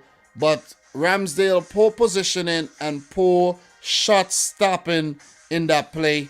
Jota with the goal. And, he's been overshadowed a bit lately by the emergence of Luis Diaz. And you got to give him credit there. He was taken off right after. He was actually going to get taken off. So the fact that he scored the goal was definitely against the run of play. But, you know what I'm saying, when you go against the grain, that's when it hurts the most. So, Liverpool sucker punching Arsenal there early in the second half. Klopp may have given them a good pep talk, and he came back early. He was very animated during the game. He means business. Jurgen Klopp means business. You know what I mean? He means business. Arteta means business too, but the players switch off at the wrong time and Liverpool pounce. When you switch off, they pounce. 8 minutes later, when Arsenal thought that they were still in the game, that they could still get something, Firmino off the bench. Scrappy, very, very scrappy play for Liverpool to keep the ball alive. But Andy Robertson, you got to give him credit there. You got to criticize Arsenal for not clearing that ball properly. I don't know what they're thinking. Get the ball out of there. Allowed Liverpool to, get back into the attack with Robertson and the square and a cheeky finish by Firmino coming back from injury, hitting the ground running there. And Liverpool with the second goal, 2-0, the final result.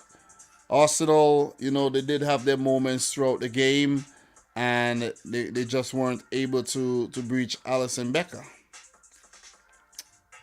So all in all, a game of two halves. Arsenal, I think, won the first half in terms of the way they played.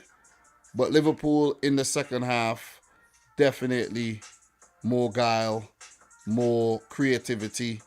And that is what Arsenal lacked on the day. Look, congrats to Liverpool on the win. They go within 1 point of Manchester City. 69 points for Liverpool, 70 points for City. And one thing I have to actually talk about in this game, you're not going to get away from this one. I know Jurgen Klopp tried his utmost best to defend Trent Alexander-Arnold in this game. He tried. But Trent Alexander-Arnold, I don't know how people could say you're the best right back in the world. I don't know what criteria they use, if it's only the assists. I don't know what it is. But Trent Alexander-Arnold, too many times he gets pocketed by players. Too many times. Gabriel Martinelli had Trent Alexander-Arnold twirling all over the place throughout the game. Trent is slow. Guys, I am not kidding you. This is not even me talking shit. Put me and Trent Alexander-Arnold in a race, I'll beat him. Put any money on it, I'll beat Trent in a race. I know it. I know of my abilities, and I know I'll beat Trent in a foot race. And I'm 220 pounds right now of steel. I need to lose some weight though. I'm not fat, but I'm pretty I put on some weight as I age. This summer I need to run off some of this weight, man. I'll beat Trent. I'm telling you this. I'll beat Trent in a race. He's slow. And Martinelli had him all over the place. And Jurgen Klopp coming and try to defend Trent and talking about when will the young man ever get a break. He ain't going to ever get a break until he learns to defend. And people are going to talk about, Trent this, Trent that. Why ain't Trent making the 11 for England? How are you the best right back in the world but cannot make your country team? How can't you make the team? How can't you start for England? Please tell me. Somebody explain to me how you can start for England, but you're the best in the world. How could you be the best in the world but cannot start for your national team? Tell me what kind of sense does that make for people who are saying he's the best in the world? And you're behind Kyle Walker and Kieran Trippier when it comes to England. Come on, guys. You could do better than that. Trent Alexander-Arnold ain't even a right back. He's a midfielder transformed into a right back. That's why he's so good with the dead balls and he's so good Jurgen Klopp should just play him as a winger sometimes. You know what I mean? As a midfielder, play him in the midfield. Maybe if Liverpool sign a proper right back, who knows? Maybe you win the league every year. You know what I'm saying? Think about it. Guys, just think about what I'm saying and stop being stubborn. Stop being stubborn. Think about what I'm saying right now. D. Madre, you're talking pure shit, bro. Pure shit you're talking. We all know this. We all know you're a shit talker. We know this. This ain't no secret. This ain't no secret. The case cannot be closed if you're a Liverpool fan making the claim about he's the best right back in the world. He ain't the best. Reece James is better than him. Reece James is... Bro, listen. Ankit. Big up to Ankit. Don't be nice, bro. Don't be nice about Reece James will overtake. I even forget Reece James. Reece James, Kyle Walker, and Kieran Trippier are ahead of Trent Alexander-Arnold when it comes to the England national team. Okay? Trent Alexander-Arnold, he ain't starting for England. Case closed. Case closed. I don't want to hear nothing about those assist stats. Don't want to hear about the assist stats. All I know, congrats to Liverpool on winning the match, but Gabriel Martinelli had Trent Alexander-Arnold in his pocket. And this has been happening for a lot of games. A lot of games. Trent Alexander-Arnold have been pocketed by his by the opposition left winger. Okay? I know about the system, but you should be able to get into any system. Don't come tell me about no system. Don't come tell me about no system here. I don't want to hear about no system. Don't come tell me about no system.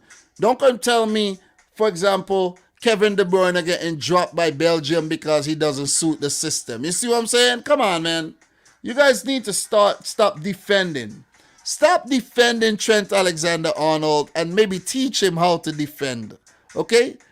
Go on Amazon and find a book that says Defending for Dummies or something and mail it over to Trent Alexander-Arnold. That's all I gotta say, man. You see what I'm saying? And I rest my case when it comes to Trent right there. I don't want to hear no defensive stats and everything. Talk to me about face value.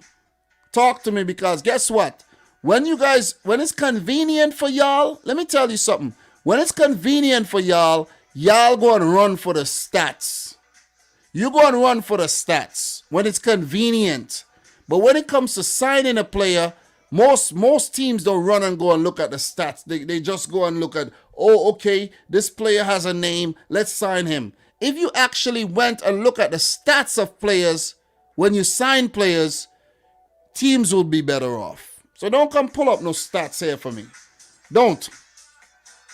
As I said, Liverpool, clean sheet, positive, good game, won the game, but you have to look at the other things. You got to look at the individual battles throughout the game. And you have to highlight these weaknesses in the team. One chink in Liverpool's armor is Trent Alexander-Arnold and his defense. His defending. You guys could argue that all day. I know I'm right in what I'm saying. I know I'm right. Go back and watch every time Liverpool concede a goal. Not maybe every single time, but 75% of Liverpool's goals, whenever they do concede the goals, right? Go and see where they're conceding goals. Just go back and you look down the right side. Liverpool's right side, the opposition's left side, because teams are actually targeting Trent Alexander-Arnold. Targeting. Okay? So, yeah, man. Not going to talk anymore about Trent Alexander-Arnold. Just wanted to point that out. I spoke about the game. You know, Luis Diaz did not look his best in the game. Maybe a little fatigue. You know what I'm saying? But on a more positive note for Liverpool, you know, you gotta actually admire the fact that you could give Salah a break because he picked up a little injury in the previous match, and you have Sadio Mane, Diego Jota, and Luis Diaz up top. Didn't really work out too well in the first half, but in the second half, you know what I mean, Liverpool got their goals. These two players were taken off, and then the original trio was, you know, brought back together of Sadio Mane, Mo Salah, and Roberto Firmino. So this is a luxury that Liverpool have right now, and that's definitely a strength of Liverpool's going into the back end of the season and next season and seasons to come. What Liverpool do now have to actually work on, in my opinion, is I still think they do need a very creative midfielder. Thiago have been playing well, a lot better than he did last season, but I think more depth is needed, where players are going to step in and perform on a consistent basis. I know there's Milner, there's Oxlade Chamberlain, there's Curtis Jones, there's Harvey Elliott there. I know that. But players got to prove themselves. You see what I'm saying? And if you go and you look at their defense, you know, they do have depth in terms of Gomez, Konate, Matip, and Van Dijk. And in the left-back position, Tsimikas backing up Robertson. And, you know, Milner as well could play left-back and right-back as well. And for Trent, Gomez could play left-back, but could play right-back. But Trent is fit for most of the time. And in the goal, Alisson, he doesn't really need a backup like that. But he's, you know, Quivin Kelleher, he's been pretty good as well for Liverpool. So, look, in my opinion, as I keep saying, Liverpool, they have done well enough to keep the pressure on Manchester City, right? And if they want to actually go into the next season, let's say they go into the next season as champions, right? Or even a second place team. To win the title next season, right? Have a very good summer transfer window. Sell a few players who's not really worked out over the years. And bring in some more Diego Jotas. Bring in some more Luis Diaz. Bring in some more Konates. You see what I'm trying to say, guys? I'm being positive. Some of y'all think because I talk about Trent Alexander-Arnold, I'm being negative. I'm just keeping it real. I'm just keeping it real. I don't care what nobody want to say. I don't care how much you want to defend Trent. Listen, if Trent get put on his ass 10 times in a game, you guys are going to still say he's the best defender, best right back in the world. So you ain't going to come to me with that bullshit. Plain and simple. I know you guys too well. Too well. But look, congrats to Liverpool on picking up the win, making things very, very interesting in terms of the title race. But Arsenal is disappointing. You at home, you on a good run, and you come up against Liverpool, and it's like you just give away the game, basically. You know what I'm saying? No fight in the second half whatsoever. Saka, nothing gained by Bukayo Saka. You see what I'm saying? Nothing gained by Lacazette and these guys. I expected more, man. I expected more. Even as a Man City fan, I even expected a little favor from Arsenal there. No favors at all. None. We're going to have to do this ourselves. And, you know, I like to say, Tahid Rahman in the chat, bro. You're being a real dickhead tonight. I just want to say that to you, bro. You need to chill. You need to chill out. Just want to put it out there. All stream you've been talking bunch of bullshit. You need to chill out, bro. Nothing is hate-filled. Nothing is, I'm not rattled. I'm just keeping it real. I'm just keeping it 100%. Anytime people talk truth here, y'all never could just admit it. Where were you guys last season? Where were all the Liverpool fans last season? Tell me. Tell me. When I was talking facts, when I was talking truth, where were the Liverpool fans last season? Nowhere. Nowhere to be found. Nowhere to be found. Okay? Nowhere. Big up to the boy Dane Richards in the house, man. Nice to see you in here. Manchester City, Manchester United fan, Dane Richards. Knocked out of the Champions League. No trophies this year. and he's talking up Liverpool players now. You know what I'm saying? So tell me who's losing it. Tell me who's losing it. But look, just to end this thing off in terms of the Premier League wrap up in the middle of the week here. Liverpool, as I said, go within 1 point of Manchester City. And right now, the league is in Liverpool's hands, basically. If Liverpool go on to win their remaining 9 matches, they win the league. And they've been on a very good run of wins as well. So it's all in your hands, man. If Manchester City go on to win all games and go unbeaten against Liverpool in the game between Liverpool and City, City win the league. I don't know if any of these teams, I don't know where these teams are going to drop points going on for the rest of the season. I don't know. But what we're going to do really quick, right, is we're going to take a look at Liverpool's matches that's left. And we're going to take a look at City's matches that's left and see who has the tougher running for the rest of the season. So let's start with Liverpool. And we see Liverpool do have Forest in the quarterfinal of the FA Cup. Insignificant right now in this conversation. Watford. Watford is a team that's not playing too well this season. But the fact that, and I'm going to be completely honest with City as well. So you guys don't think I'm going to, because it's Liverpool or whatnot. Liverpool shouldn't take Watford lightly. Watford beat Liverpool the last time they were in the league. And they are desperate for points right now. This is a tricky game. Liverpool should win the match, but it's a tricky game. The game at the Etihad is going to be a very tough game for Liverpool. Very tough. It is going to be a tough game for Liverpool to win. Okay? Villa. 7-2 last season.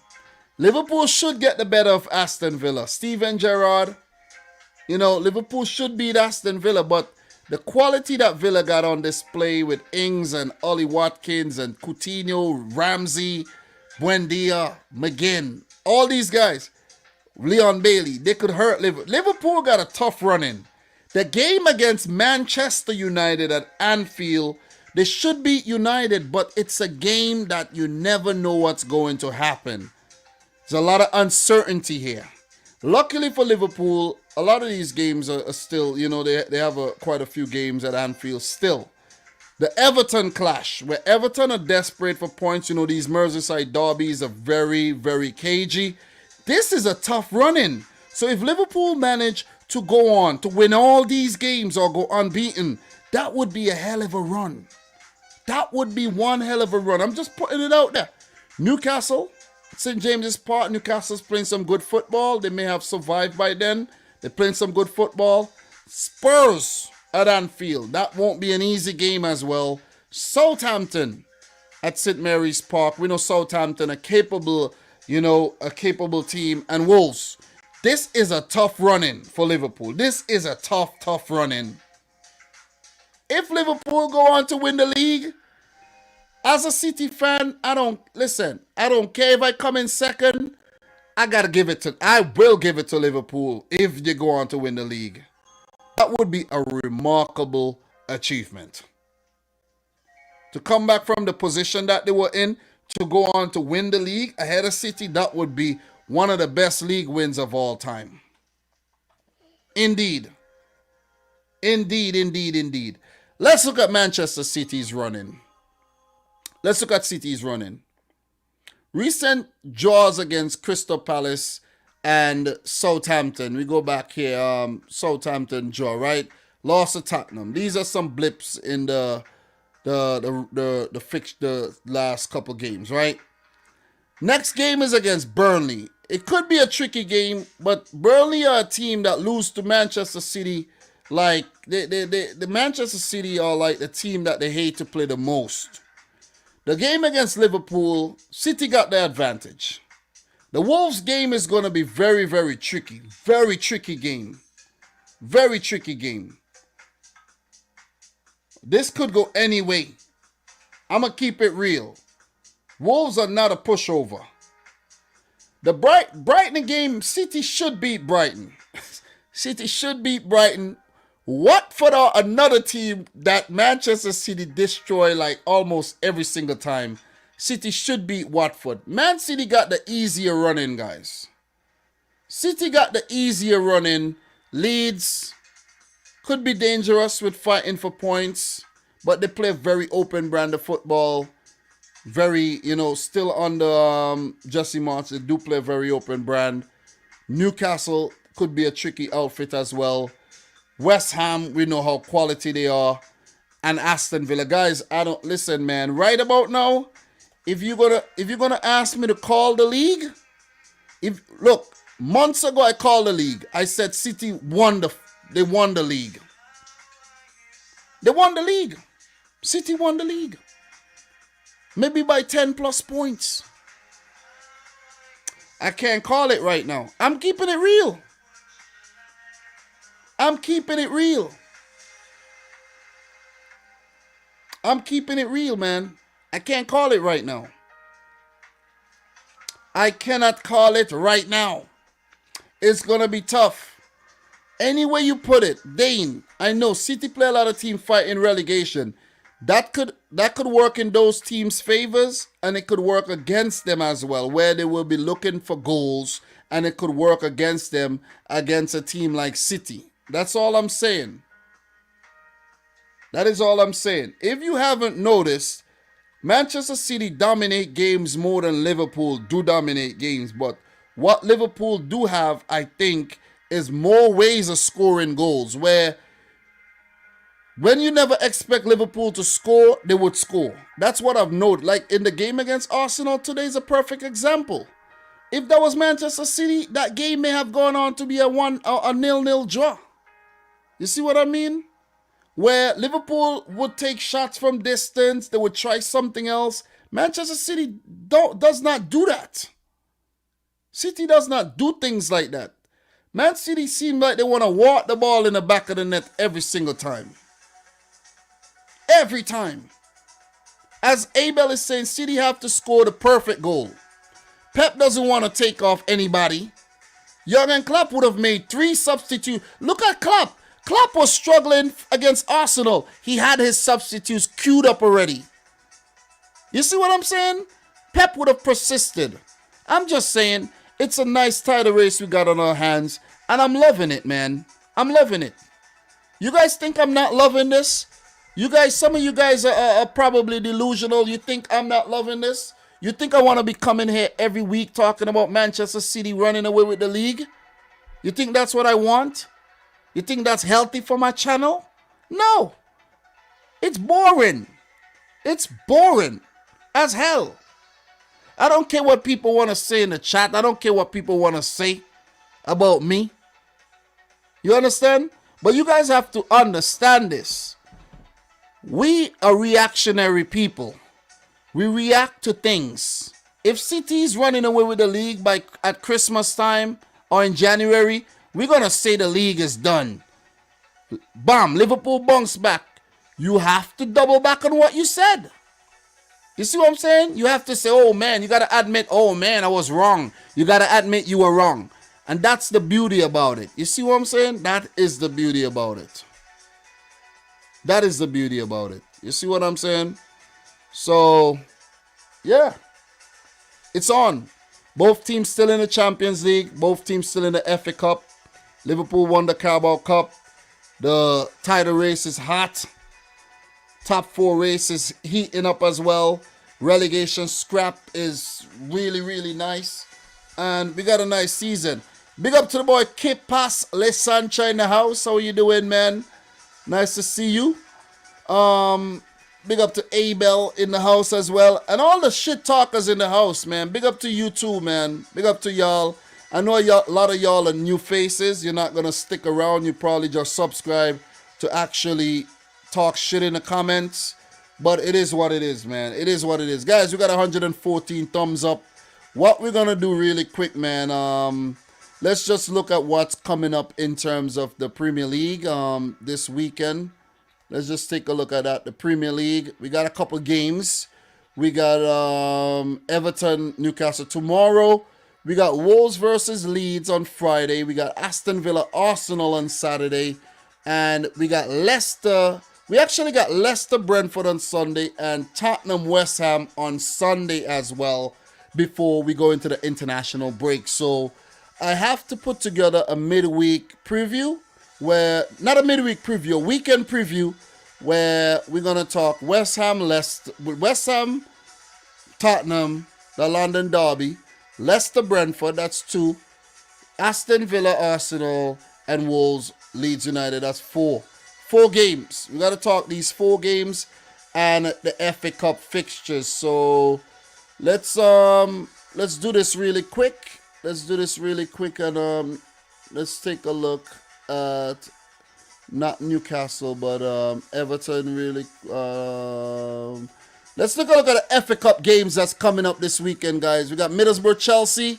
We got Crystal Palace versus Everton, Southampton versus Manchester City, and Forest in the second division versus Liverpool. That's the FA Cup fixtures that's coming up, man. And to talk about the second division there, let's just click on this. Let's click on Forest, and we click on this game, and we click on the, okay, reload that. Reload that didn't work, so we're going to have to actually just search championship, and we're going to just click on the championship here, and EFL championship, okay. EFL championship, and bam, we'll take a look at what's going on in the championship, guys. This is where we're going to land the plane. We're going to check out what's going on in the other leagues. But before we do, let me see. My wife actually messaged me to come and pick her up from work. All right, she didn't. Okay, so we're in the clear. We got a couple more minutes. And yeah, man, big up to the boy Bethel in the house, man. How are you doing, Bethel? Nice to see you in here, bro. Look, let's take a look at the standings in the championship. It seems as if Fulham are going to come right back up. They do have 9 games left, 77 points, a loss and a draw in their last 2 games, but that's a healthy margin, and Fulham are back in the league. Unfortunately, I gotta say, man, I'm fed up. I'm really fed up of Fulham. I'm fed up of Fulham and these teams that come up and go back down, man. Show some fight. Show some goddamn fight. Bournemouth are looking good to come back up. Let's see if they do make it back up. Huddersfield, they recently got promoted with a for the first time in the league a couple seasons ago under what's his name? What was his name? David Wagner. They got promoted, but then, they got relegated after 2 seasons in the league. And it was Wagner in charge of them, right? If I'm not mistaken. I can't even remember, but Blackburn Rovers, who are former Premier League champions, could be back in the league.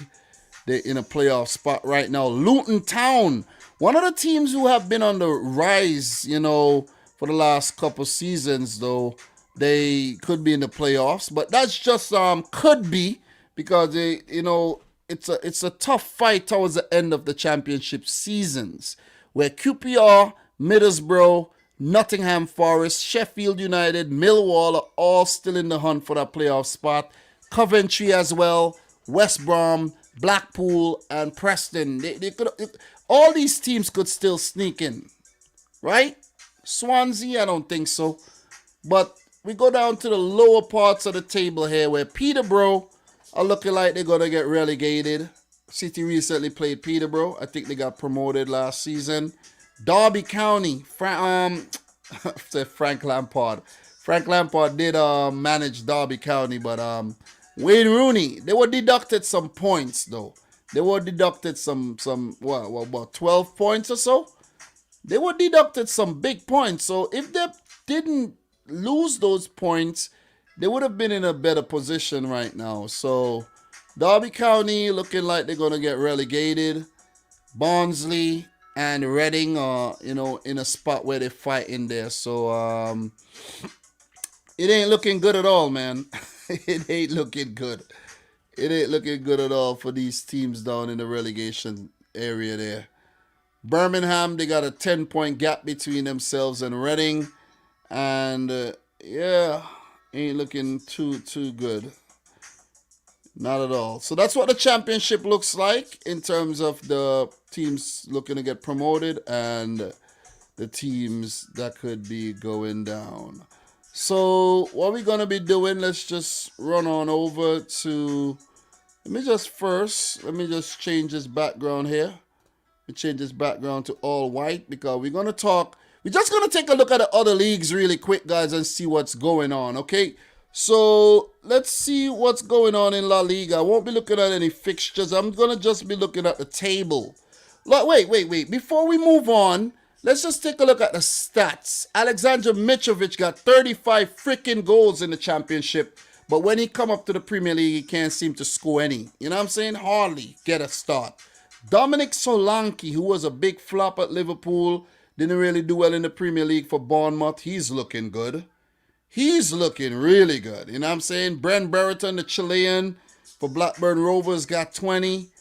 Andreas Wyman got 17. And Joel Pirro, he got 15. So these are the goal scorers in the championship. If your team's looking for a prolific goal scorer from the lower league, there you go. Assist, Harry Wilson. Great job signing from Liverpool to Fulham with 13 assists. John Swift with 13 as well for Reading, who's struggling, but a lot of assists there for Swift. Chris Willock, the brother of Joe Willock for QPR, got 11 assists. Looking good there. Sorba Thomas and Ryan Giles with 10. So just a touch on that, man. La Liga, let's see what's going on in La Liga. Let's run through these leagues really quick and see what's going on in La Liga. Big up to everybody in the house. Make sure you smash the thumbs up button. Let's get those likes up, guys. If you haven't yet liked the video, come on, man. You could do a lot better. Real Madrid are running away with the league with 10 matches left to go. A 10-point gap between themselves and Julian Lopetegui's Sevilla. So Sevilla second. Oh, man. Look at the Blaugrana. Barcelona rise. Barcelona a third. When we thought that they weren't going to get Champions League football via the league, look at them rise under Xavi. Great job sacking Ronald Koeman. Barcelona a third. Big signings, Ferran Torres, Aubameyang. You know what I'm saying? They Adama Traore. It's helped them. It has helped them. 4 wins on the trot. Barcelona looking good. Could they catch Real Madrid? I don't think so. Could they catch Sevilla? Hell yeah. Atletico Madrid are 4th, with them not going to be able to win and defend their title. Real Betis doing a great job this season, and they are 5th. I think the Chilean is in charge of them. What's his name again, man? Pellegrini is in charge of them. That's his name, right? Pellegrini? I'm running a blank right now. Former City manager. Look, Real Sociedad not doing a bad job. They used to be on top of the league one time. They used to be high up there. They're 6th. That's a Conference League spot, it looks like. And we got Villarreal in 7th. They're still in the Champions League. Not bad. They're doing well. And they're still in a hunt for a Champions League spot via the league as well, with 10 matches left to go. Bilbao, they're a team that does well almost every season. They're 8th. Valencia, it's nice to see Valencia pick up steam, and they're looking healthy in 9th. Celta Vigo as well, a team that has struggled over the years, in 10th. Then the bottom half of the table, Osasuna, Espanyol, Rayo Vallecano, Elche, all above 30 points, with the teams below 30 points basically struggling in a relegation scrap. Getafe, Mallorca, a bit more healthier than Granada, just outside the relegation zone. Cadiz, Alaves, and Levante. Well, it's not looking good for Levante, but Alaves, Cadiz, Granada, Mallorca, Getafe are all going to scrap it out for that relegation place, those relegation places. Let's take a look at the stats. Karim Benzema has 22 goals. Vinicius Jr. with 14. Former City player Enes Unyal, the Turkish man, with 13. Iago Aspas, formerly of Liverpool, with 13. Raul de Tomas, the man, I think he's of Dominican Republic descent, with 13 as well, formerly of Real Madrid. Benzema leads the assist charts with 11. Oscar Trejo with 9. Ike Muniain with 7. Jody Alba. Jorge de Frutos Usman Dembele with 7. So that's what's going on for La Liga. Let's just take a look at Ligue 1 really quick. Ligue 1. And see what's going on over there in the French league. PSG, they won the league already. They won the league, definitely. With how many games? 10 games to go. PSG in the lead. Marseille second. Nice, real nice, a third. Remember, guys, the Lille manager went over to Nice and doing very well. So pretty good stuff, man. Pretty good stuff. What's his name? Galtier, I think. Pretty good stuff, man. Rennes doing well again in 4th. Strasbourg, they did well a couple seasons ago. They're 5th. That's pretty good as well. And Lille, the defending champions who started out very slowly, seems like they're picking up pace again. And it could be fighting for one of those European places with the last 10 games left in the season. Nantes haven't played badly. Monaco, they won the league a couple seasons ago. Lens recently promoted, spent some money, and they looking like they're going to definitely survive another season in the top flight. Lyon, very disappointing. Very, very disappointing. And you have former champions Montpellier in 11th. Reims, team that newly came up in 12th. They're looking healthy to survive. Brest, don't say Lille and Brest together. You know what I'm saying? Or Nice and Brest together. That's have some manners, man. Come on. They're 13th, 35 points. They should survive. But the teams that are in trouble are Angers, losing 5 of the last 5. Troyes, team under the City group. Troyes. Come on, Troyes. Clermont Foot, who did well at the beginning of the season but had fallen away. Mohamed Bayo comes to mind. The 28 points, they're newly promoted. They're looking to stay up. Lorient, a 17th. And Saint-Etienne, who has struggled all season, are looking to wiggle themselves out of that relegation place. And we have the likes of Metz and wasn't Bordeaux a former champion like recently in the last 15 years? I think they are at the bottom of the table, not looking good at all though. So that's what the French league looks like right now. So who do you guys think are gonna go on to win the French league? PSG, right? PSG? Yeah, PSG taking back their title from Lille. Lille, they sell their best players all the time, so you know what I mean? They're the new selling club in France, so of course that's what's gonna happen. So guys, look, let's see what you guys are saying in the chat. Big up to everybody in here, man. Thanks for you guys sticking around. Let me see what you guys are saying. Big up to the obvious girl in the house. Immerse in PSG unless they turn into prime battling Tottenham. Paul Nova, Chelsea versus Benfica, Villarreal, I'm hoping. Come on, Paul. You're hoping for the kind draws, the easy draws, man. Come on, man. Come on. Why don't you want to play not Juventus, Bayern Munich? Why? Come on. Well, big up to everybody still in the house, man. Make sure y'all smash up the thumbs up button. Let's get the likes up to 50. You guys could do a lot better than that. You could do a lot better than that. But yeah, guys, Bordeaux won the title in the 08-09 season. And they're at the bottom of the table right now. You know what I'm saying? That is poor. Montpellier won it in 2011-12. And a team that I'm actually looking for is This team, man. This team. Which team was Hazard playing for before he joined Chelsea? Was it Lille? Was it Lille? I think it was Lille, you know. I might have. Was it Lille? I don't know, man. I can't remember. I can't remember, man.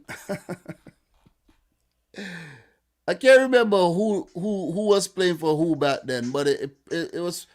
I think it was Lille, though. Wasn't it Lille? Yeah, it was Lille. Yeah, it was definitely Lille, man. So, yeah. It was Lille. Big up to MVP Kev in the house, man. Nice. And thanks for your continued support, Kev. We're going to move on. Let's look at the Serie A. Let's look at the Serie A. Guys, don't make me forget any leagues today, okay?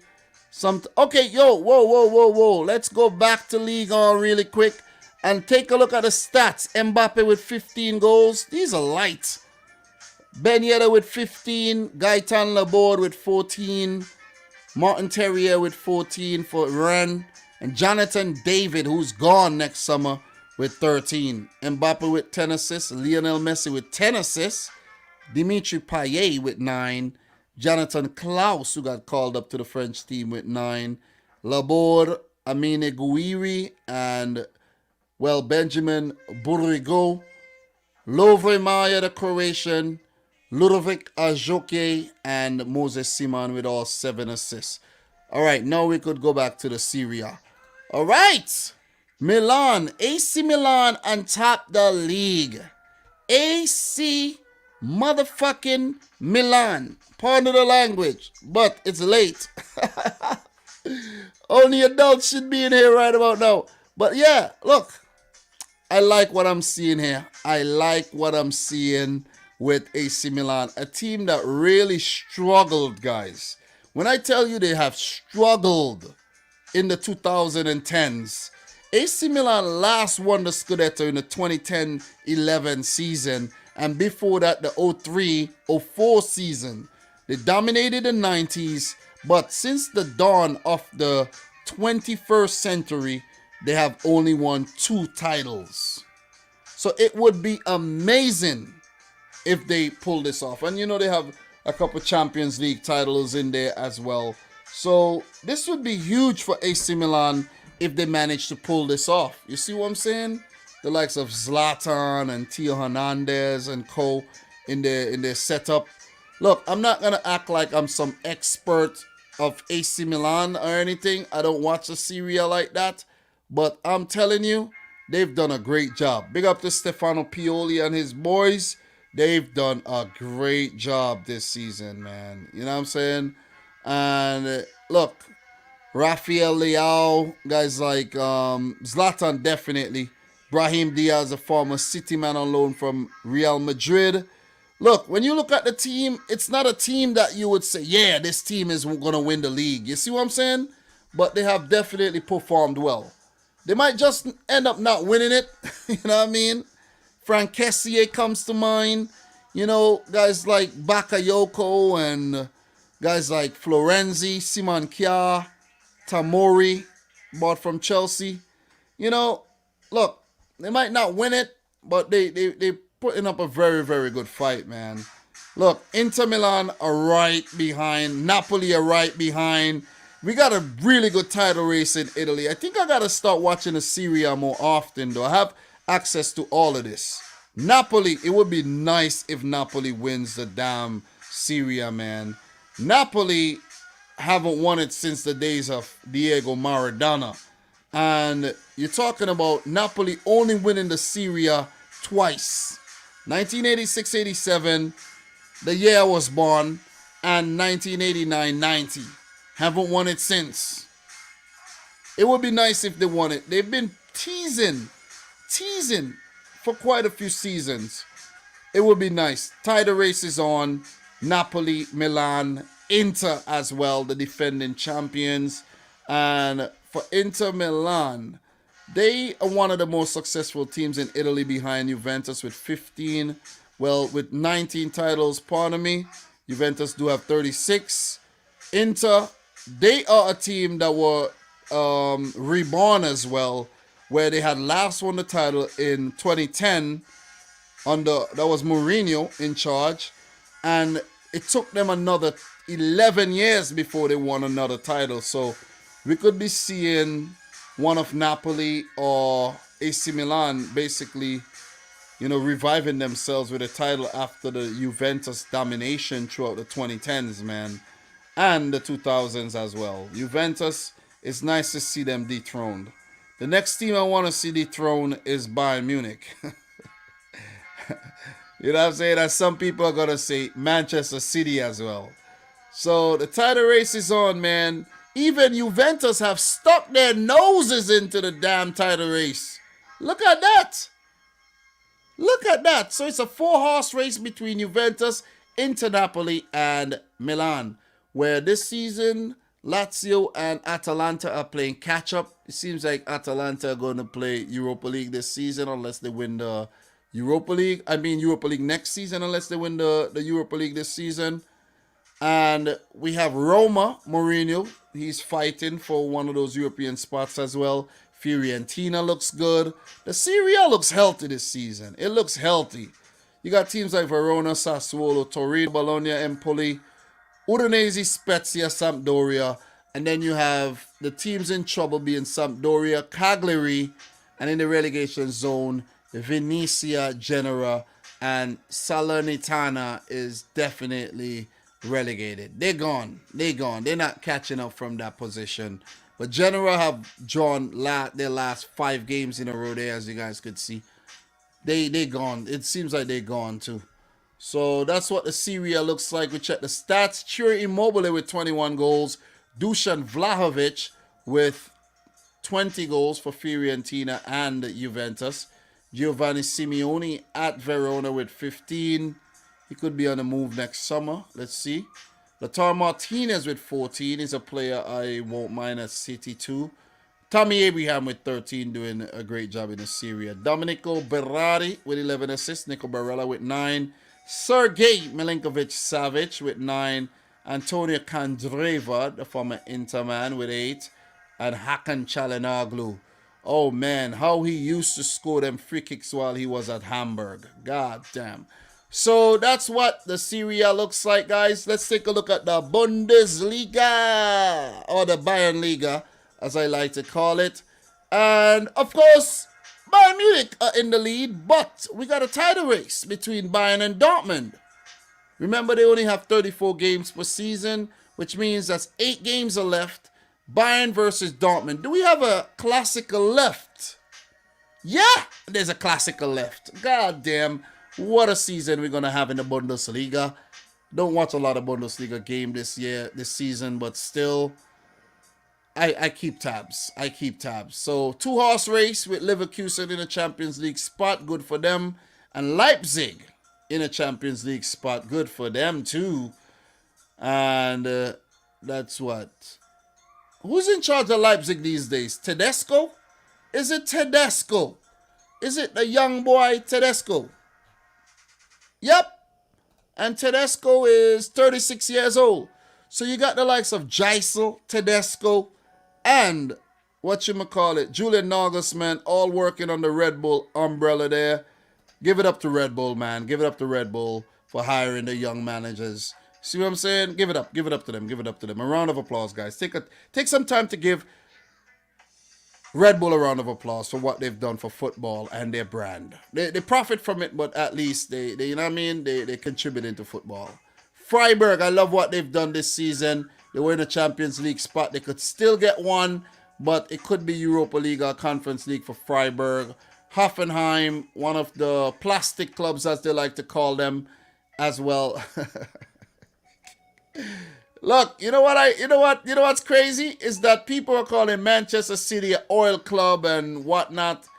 Newcastle is now an oil club, and Chelsea could be an oil club as well. God damn, how the tables are turning.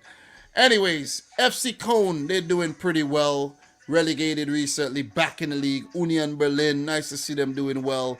Frankfurt, Mainz, Bochum, recently promoted. Wolfsburg, usually be struggling, but they've caught themselves a little. Gladbach, disappointing. Augsburg, not unexpected that they're in this position. But teams in the relegation scrap right now. Augsburg, Armenia, Stuttgart recently went down and came back up. Hertha Berlin. This one hurts. This one is hurtful. They shouldn't be in the relegation places. I think they recently sacked another manager. And Fürth, who recently got promoted, definitely going back down. But Hertha Berlin will be hoping that they actually squeeze themselves out of that spot. They spent a lot of money recently, man. I'm telling you. Last 3-4 seasons, they spent a lot of money.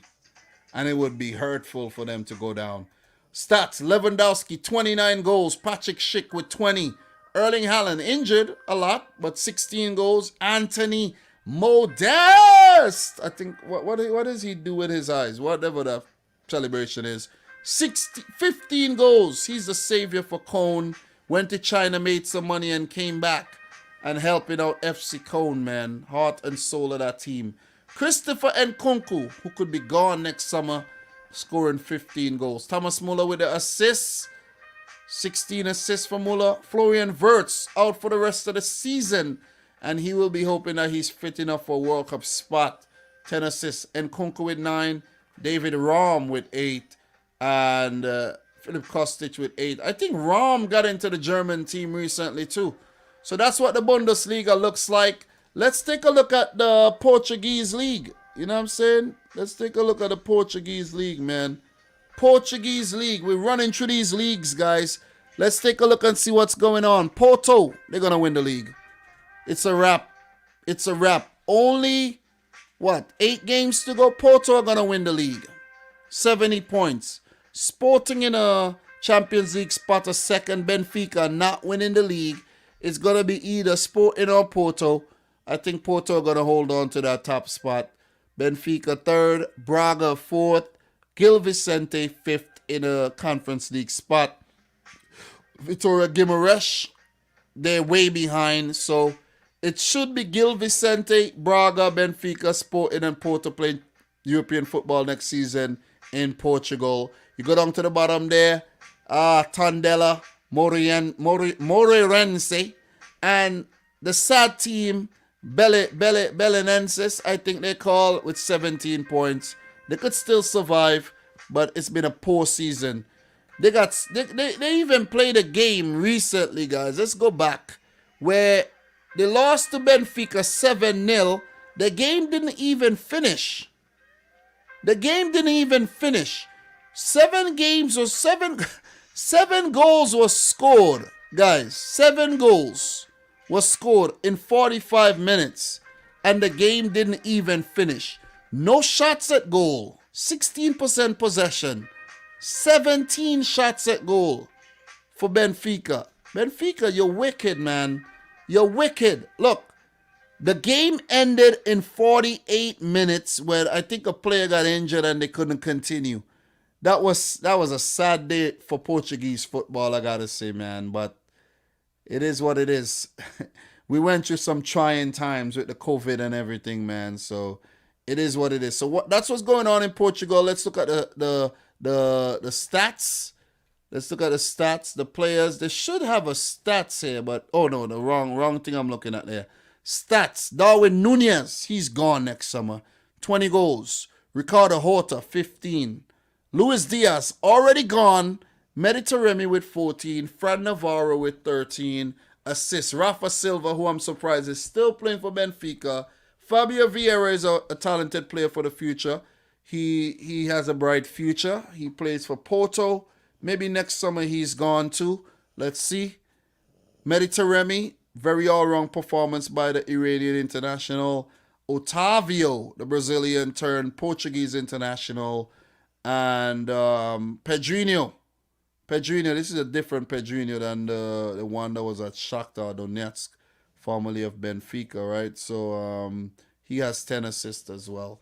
So that's what's going on in that league. Let's take a look at the Eredivisie. Let's see who's winning that league. Okay, I know we got a title race over there. Ajax, 63 points. PSV, 61. We got a title race between Ajax and PSV with Feyenoord right behind with 55, AZ Alkmaar with 51. A lot of these Dutch teams are going to be in the Conference League playoffs and things like that. That's why, and the Europa League as well. That's why a lot of these teams are still in those competitions. So, yeah, look forward to seeing what those teams are going to, do in those competitions there as well. So, title race there in the Dutch League. Let's see who's down towards the bottom of the league there. Zwolle, Sparta Rotterdam, and Willem II. These teams are in jeopardy of, getting relegated, relegation playoff as well.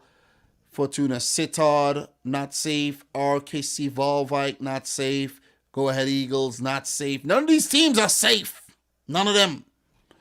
None of them. No man is safe. There's a war outside. Anyways, look. What other league could we check, guys? Greek League. What's going on in the Greek League, man? We have never looked at the Greek League. But let's take a look at the Greek League. Let's see what's going on in the Greek League. Championship. The regular season, Olympiacos won it. PAOK came in second. Ajax Athens third. And the playoffs, let me see who got relegated. Anybody? I don't even know how this league works. But the playoffs right now, playoff. Oh, there's a playoff. There's a championship and relegation scrap. Okay. Olympiacos still up top. PAOK. Yeah, and that's probably how it works. I don't know how it works, but whatever, man. Olympiacos are going to go on to win the title there in Greece. They're going to go on to win the title. Let's take a look at the Croatian League, man. Croatian League. Let me find the Croatian League. Let me see who's winning things over there. The Croatian First League, man. Okay, the Prva Liga. All right, in Hrvatska. Let's go. Dinamo Zagreb. There's a title race. Big up to Osijek. Oh my God. I think what you call it is in charge of Osijek though. I think let me double check here. Let me just double check something really quick. Let me see something. Yep. The former Dinamo Zagreb manager Nenad Bjelica is in charge of Osijek. Ooh, touche. Telling you. Wait. What did I just see there too? And did I see a former? No. That was for Goritza. Okay. So Atimwen went back to Goritza. Okay. I think he was at Goritza before. He went back to Goritza on loan maybe. Didn't work out too much at Dinamo. But that's a talented player. I think these are players that Nigeria should have called up at least once or twice. He's a quality player. So yeah, the Croatian First League is a league that I keep tabs on as well. Only 10 teams in the league, and each team play each other. I think about 4 times or something like that. Yeah, 9 by 4 gives you 36 matches, something like that. I don't even remember, but something like that. Play each team play each other twice at home and twice away. So Osijek, Rijeka in the title race there. Hajduk Split not far off, and those teams are still in with a shout to win the title. Down towards the bottom of the table, you see Hrvatski. What's his team called? Hrvatski Dragavojac. Hrvatski Dragavojac. That team is at the bottom of the table right about now. They're going to get relegated. I think there's a relegation playoff as well. But we're not going to get too deep into that, man. Istra 1961. I think when I last really covered the Croatian League, I think that was back in 2018-19. Šibenik and Hrvatski, whatever that team is called, wasn't in the league. So, yeah. I think there's a team, yeah. Excuse me. Excuse me. Allergy seasons, guys. Allergy season. But yeah, that's what's going on in those leagues. I need to sneeze again, but god damn. Guys, which league would you want me to check out, man? If you have any questions for me, please ask. Do appreciate it. Croatian War Volunteer. Wow, Goran, big up to you. Jesus Christ. God damn. The MLS Serbian League. Let's take a look at the Serbian League. Serbian League. Serbian First League. Red Star and Partizan. Serbian Soccer League. That's what's going on in Serbian League. Yep, Red Star and Partizan Belgrade. The Belgrade teams are in a title race. Thank you very much for everybody who said bless you. Appreciate it. So that's what's going on in that league right now. Stats. Dorozec, 5 goals. Nah, that's wrong. Something's wrong there. Something is wrong with the goal scorers there, I think. But let's go back to the Croatian League, see who's scoring the goals over there. Marko Livaja, formerly of Ajax Athens, I think, 22 goals. Josip Drmic, formerly of Norwich City, 16 goals. Dion Belio, 11. Marko Dabro, 11. Martin Jakulic, 10. Robert Muric, 10. Big up to the boy Peter Bochkai with 7 assists for OCX. Didn't Peter Bochkai, I think Bochkai is going to sign for Dinamo as well. I thought he left for Dinamo already. But anyways, that's what's going on.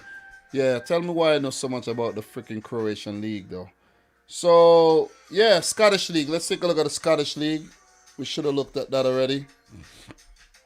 That's an important league. Scottish Premier League. Let's go.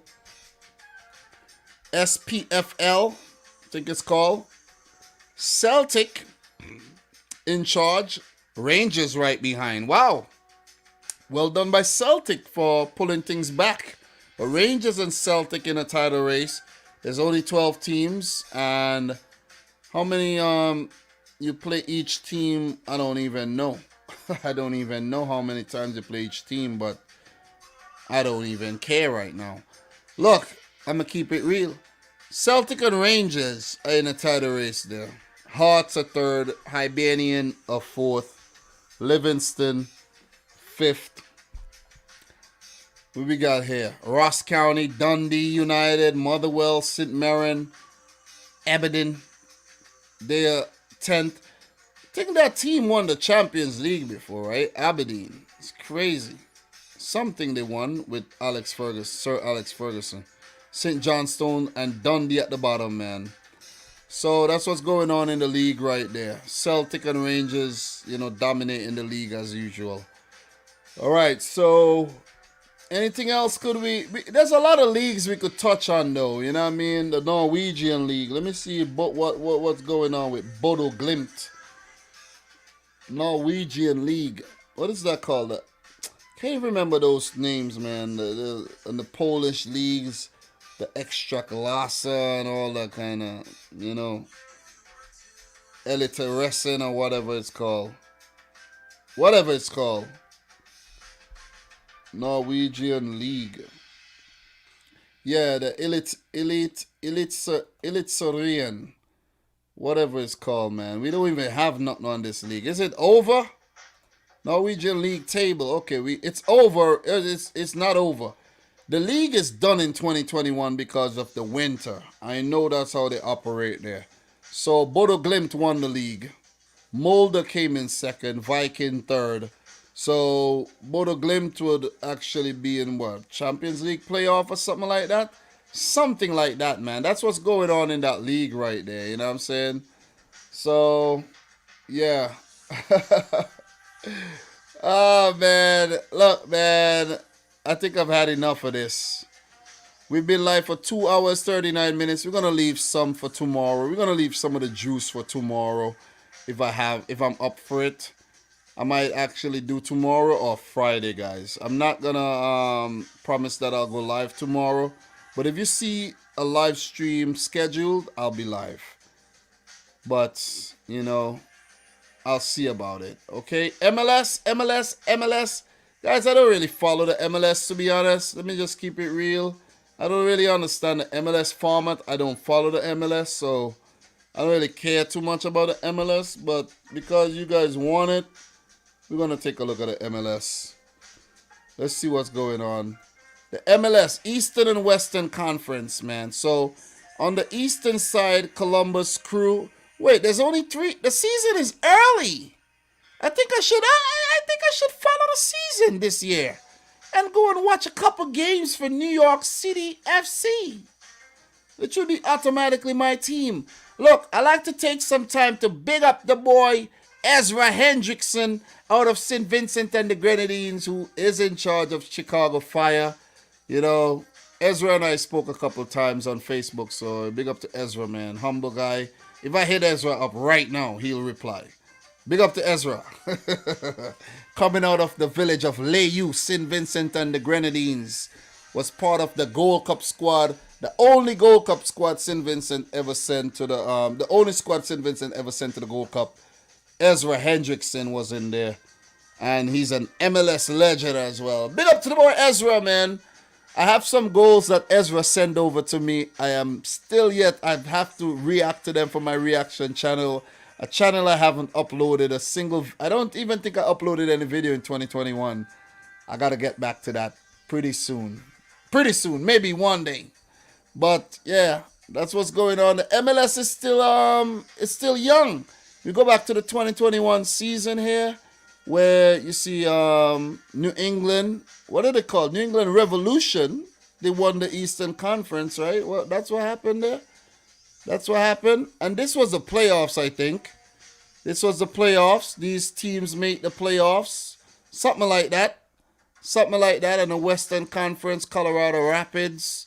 And those teams go into the... Something like that, man. I need to start showing the MLS some more love. What do you guys think? I need to show it some more love. Goran says, I watched New Club Charlotte. 74,000 attendance? You're lying, bro. You're lying. Nah, I got to start getting into the MLS, though. For real. For real. I got to show the MLS some more love. Seriously. I have to. Guys, I have a neighbor that started playing a lot of music, man. I don't know what happened. It's this crazy guy that, let me not talk too loud, but there's this mentally challenged guy that lived next door to me with his sister. And for some reason, the sister, I haven't seen the sister in a while. And all of a sudden, he's playing a lot of loud music. So I went next door and told him to turn down the music a little, right? And I said, where's your sister? He's like, oh, she's not feeling too well. The sister could be dead in the house and we don't even know. You see what I'm saying? Some movie shit. I'm worried. I'm really, really worried. Okay? And the next house I buy, it won't be an attached house. I'm worried. Because if these guys got rodents, it means I could get freaking rodents too. They could run across the buildings. You see what I'm saying? The structure. Anyways, I would love to call the cops, but it's kind of, I don't want to call the cops because this guy's playing music all day and it's loud. And it's coming through the walls. It's annoying. It is annoying as hell, guys. Just want to put it out there. But look, man, I got to go pick up my wife from work. She ain't even messaged me yet. She's probably going to hit me up and say, oh, I'm going to take an Uber. No message yet from the wife, guys. Is she okay at work? Is there a horror scene broke out at her job? She's a nurse. She works at a nursing home. Is there like a strain that took over the nursing home and all the patients turn into zombies? Ah. Not likely. But yeah, guys, Yeah, I don't like to call the cops on people or anything, man. I don't want nobody to call the cops on me, though. But look, Ethan Murray, big up. Abel, big up. Guys, we got 142 likes. Could we hit 150 before we end today's live stream? It's been a good one. I've had fun. We got to check up on all the other leagues in Europe. Most of the important ones, at least. And it's been fun, man. It's been fun. I think you guys enjoyed today's live stream.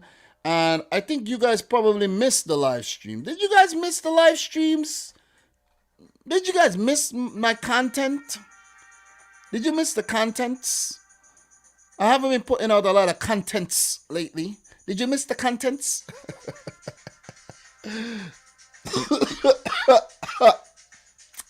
It's been fun, guys, and I'll be back soon to talk to y'all. Congrats to Liverpool on defeating Arsenal. Congrats to all the teams that go on to the Champions League quarterfinal. Congrats to Spurs for picking up another win. I'm not being salty. I'm just talking facts, and I'll be back soon, okay? So, from your boy Dominic Rich, Liam Rich in my lap, sleeping the whole time. Guys, I'll be back, man. I'm going to enjoy my night off from work and my day off tomorrow and the next day. And we'll talk soon, okay? We'll talk soon.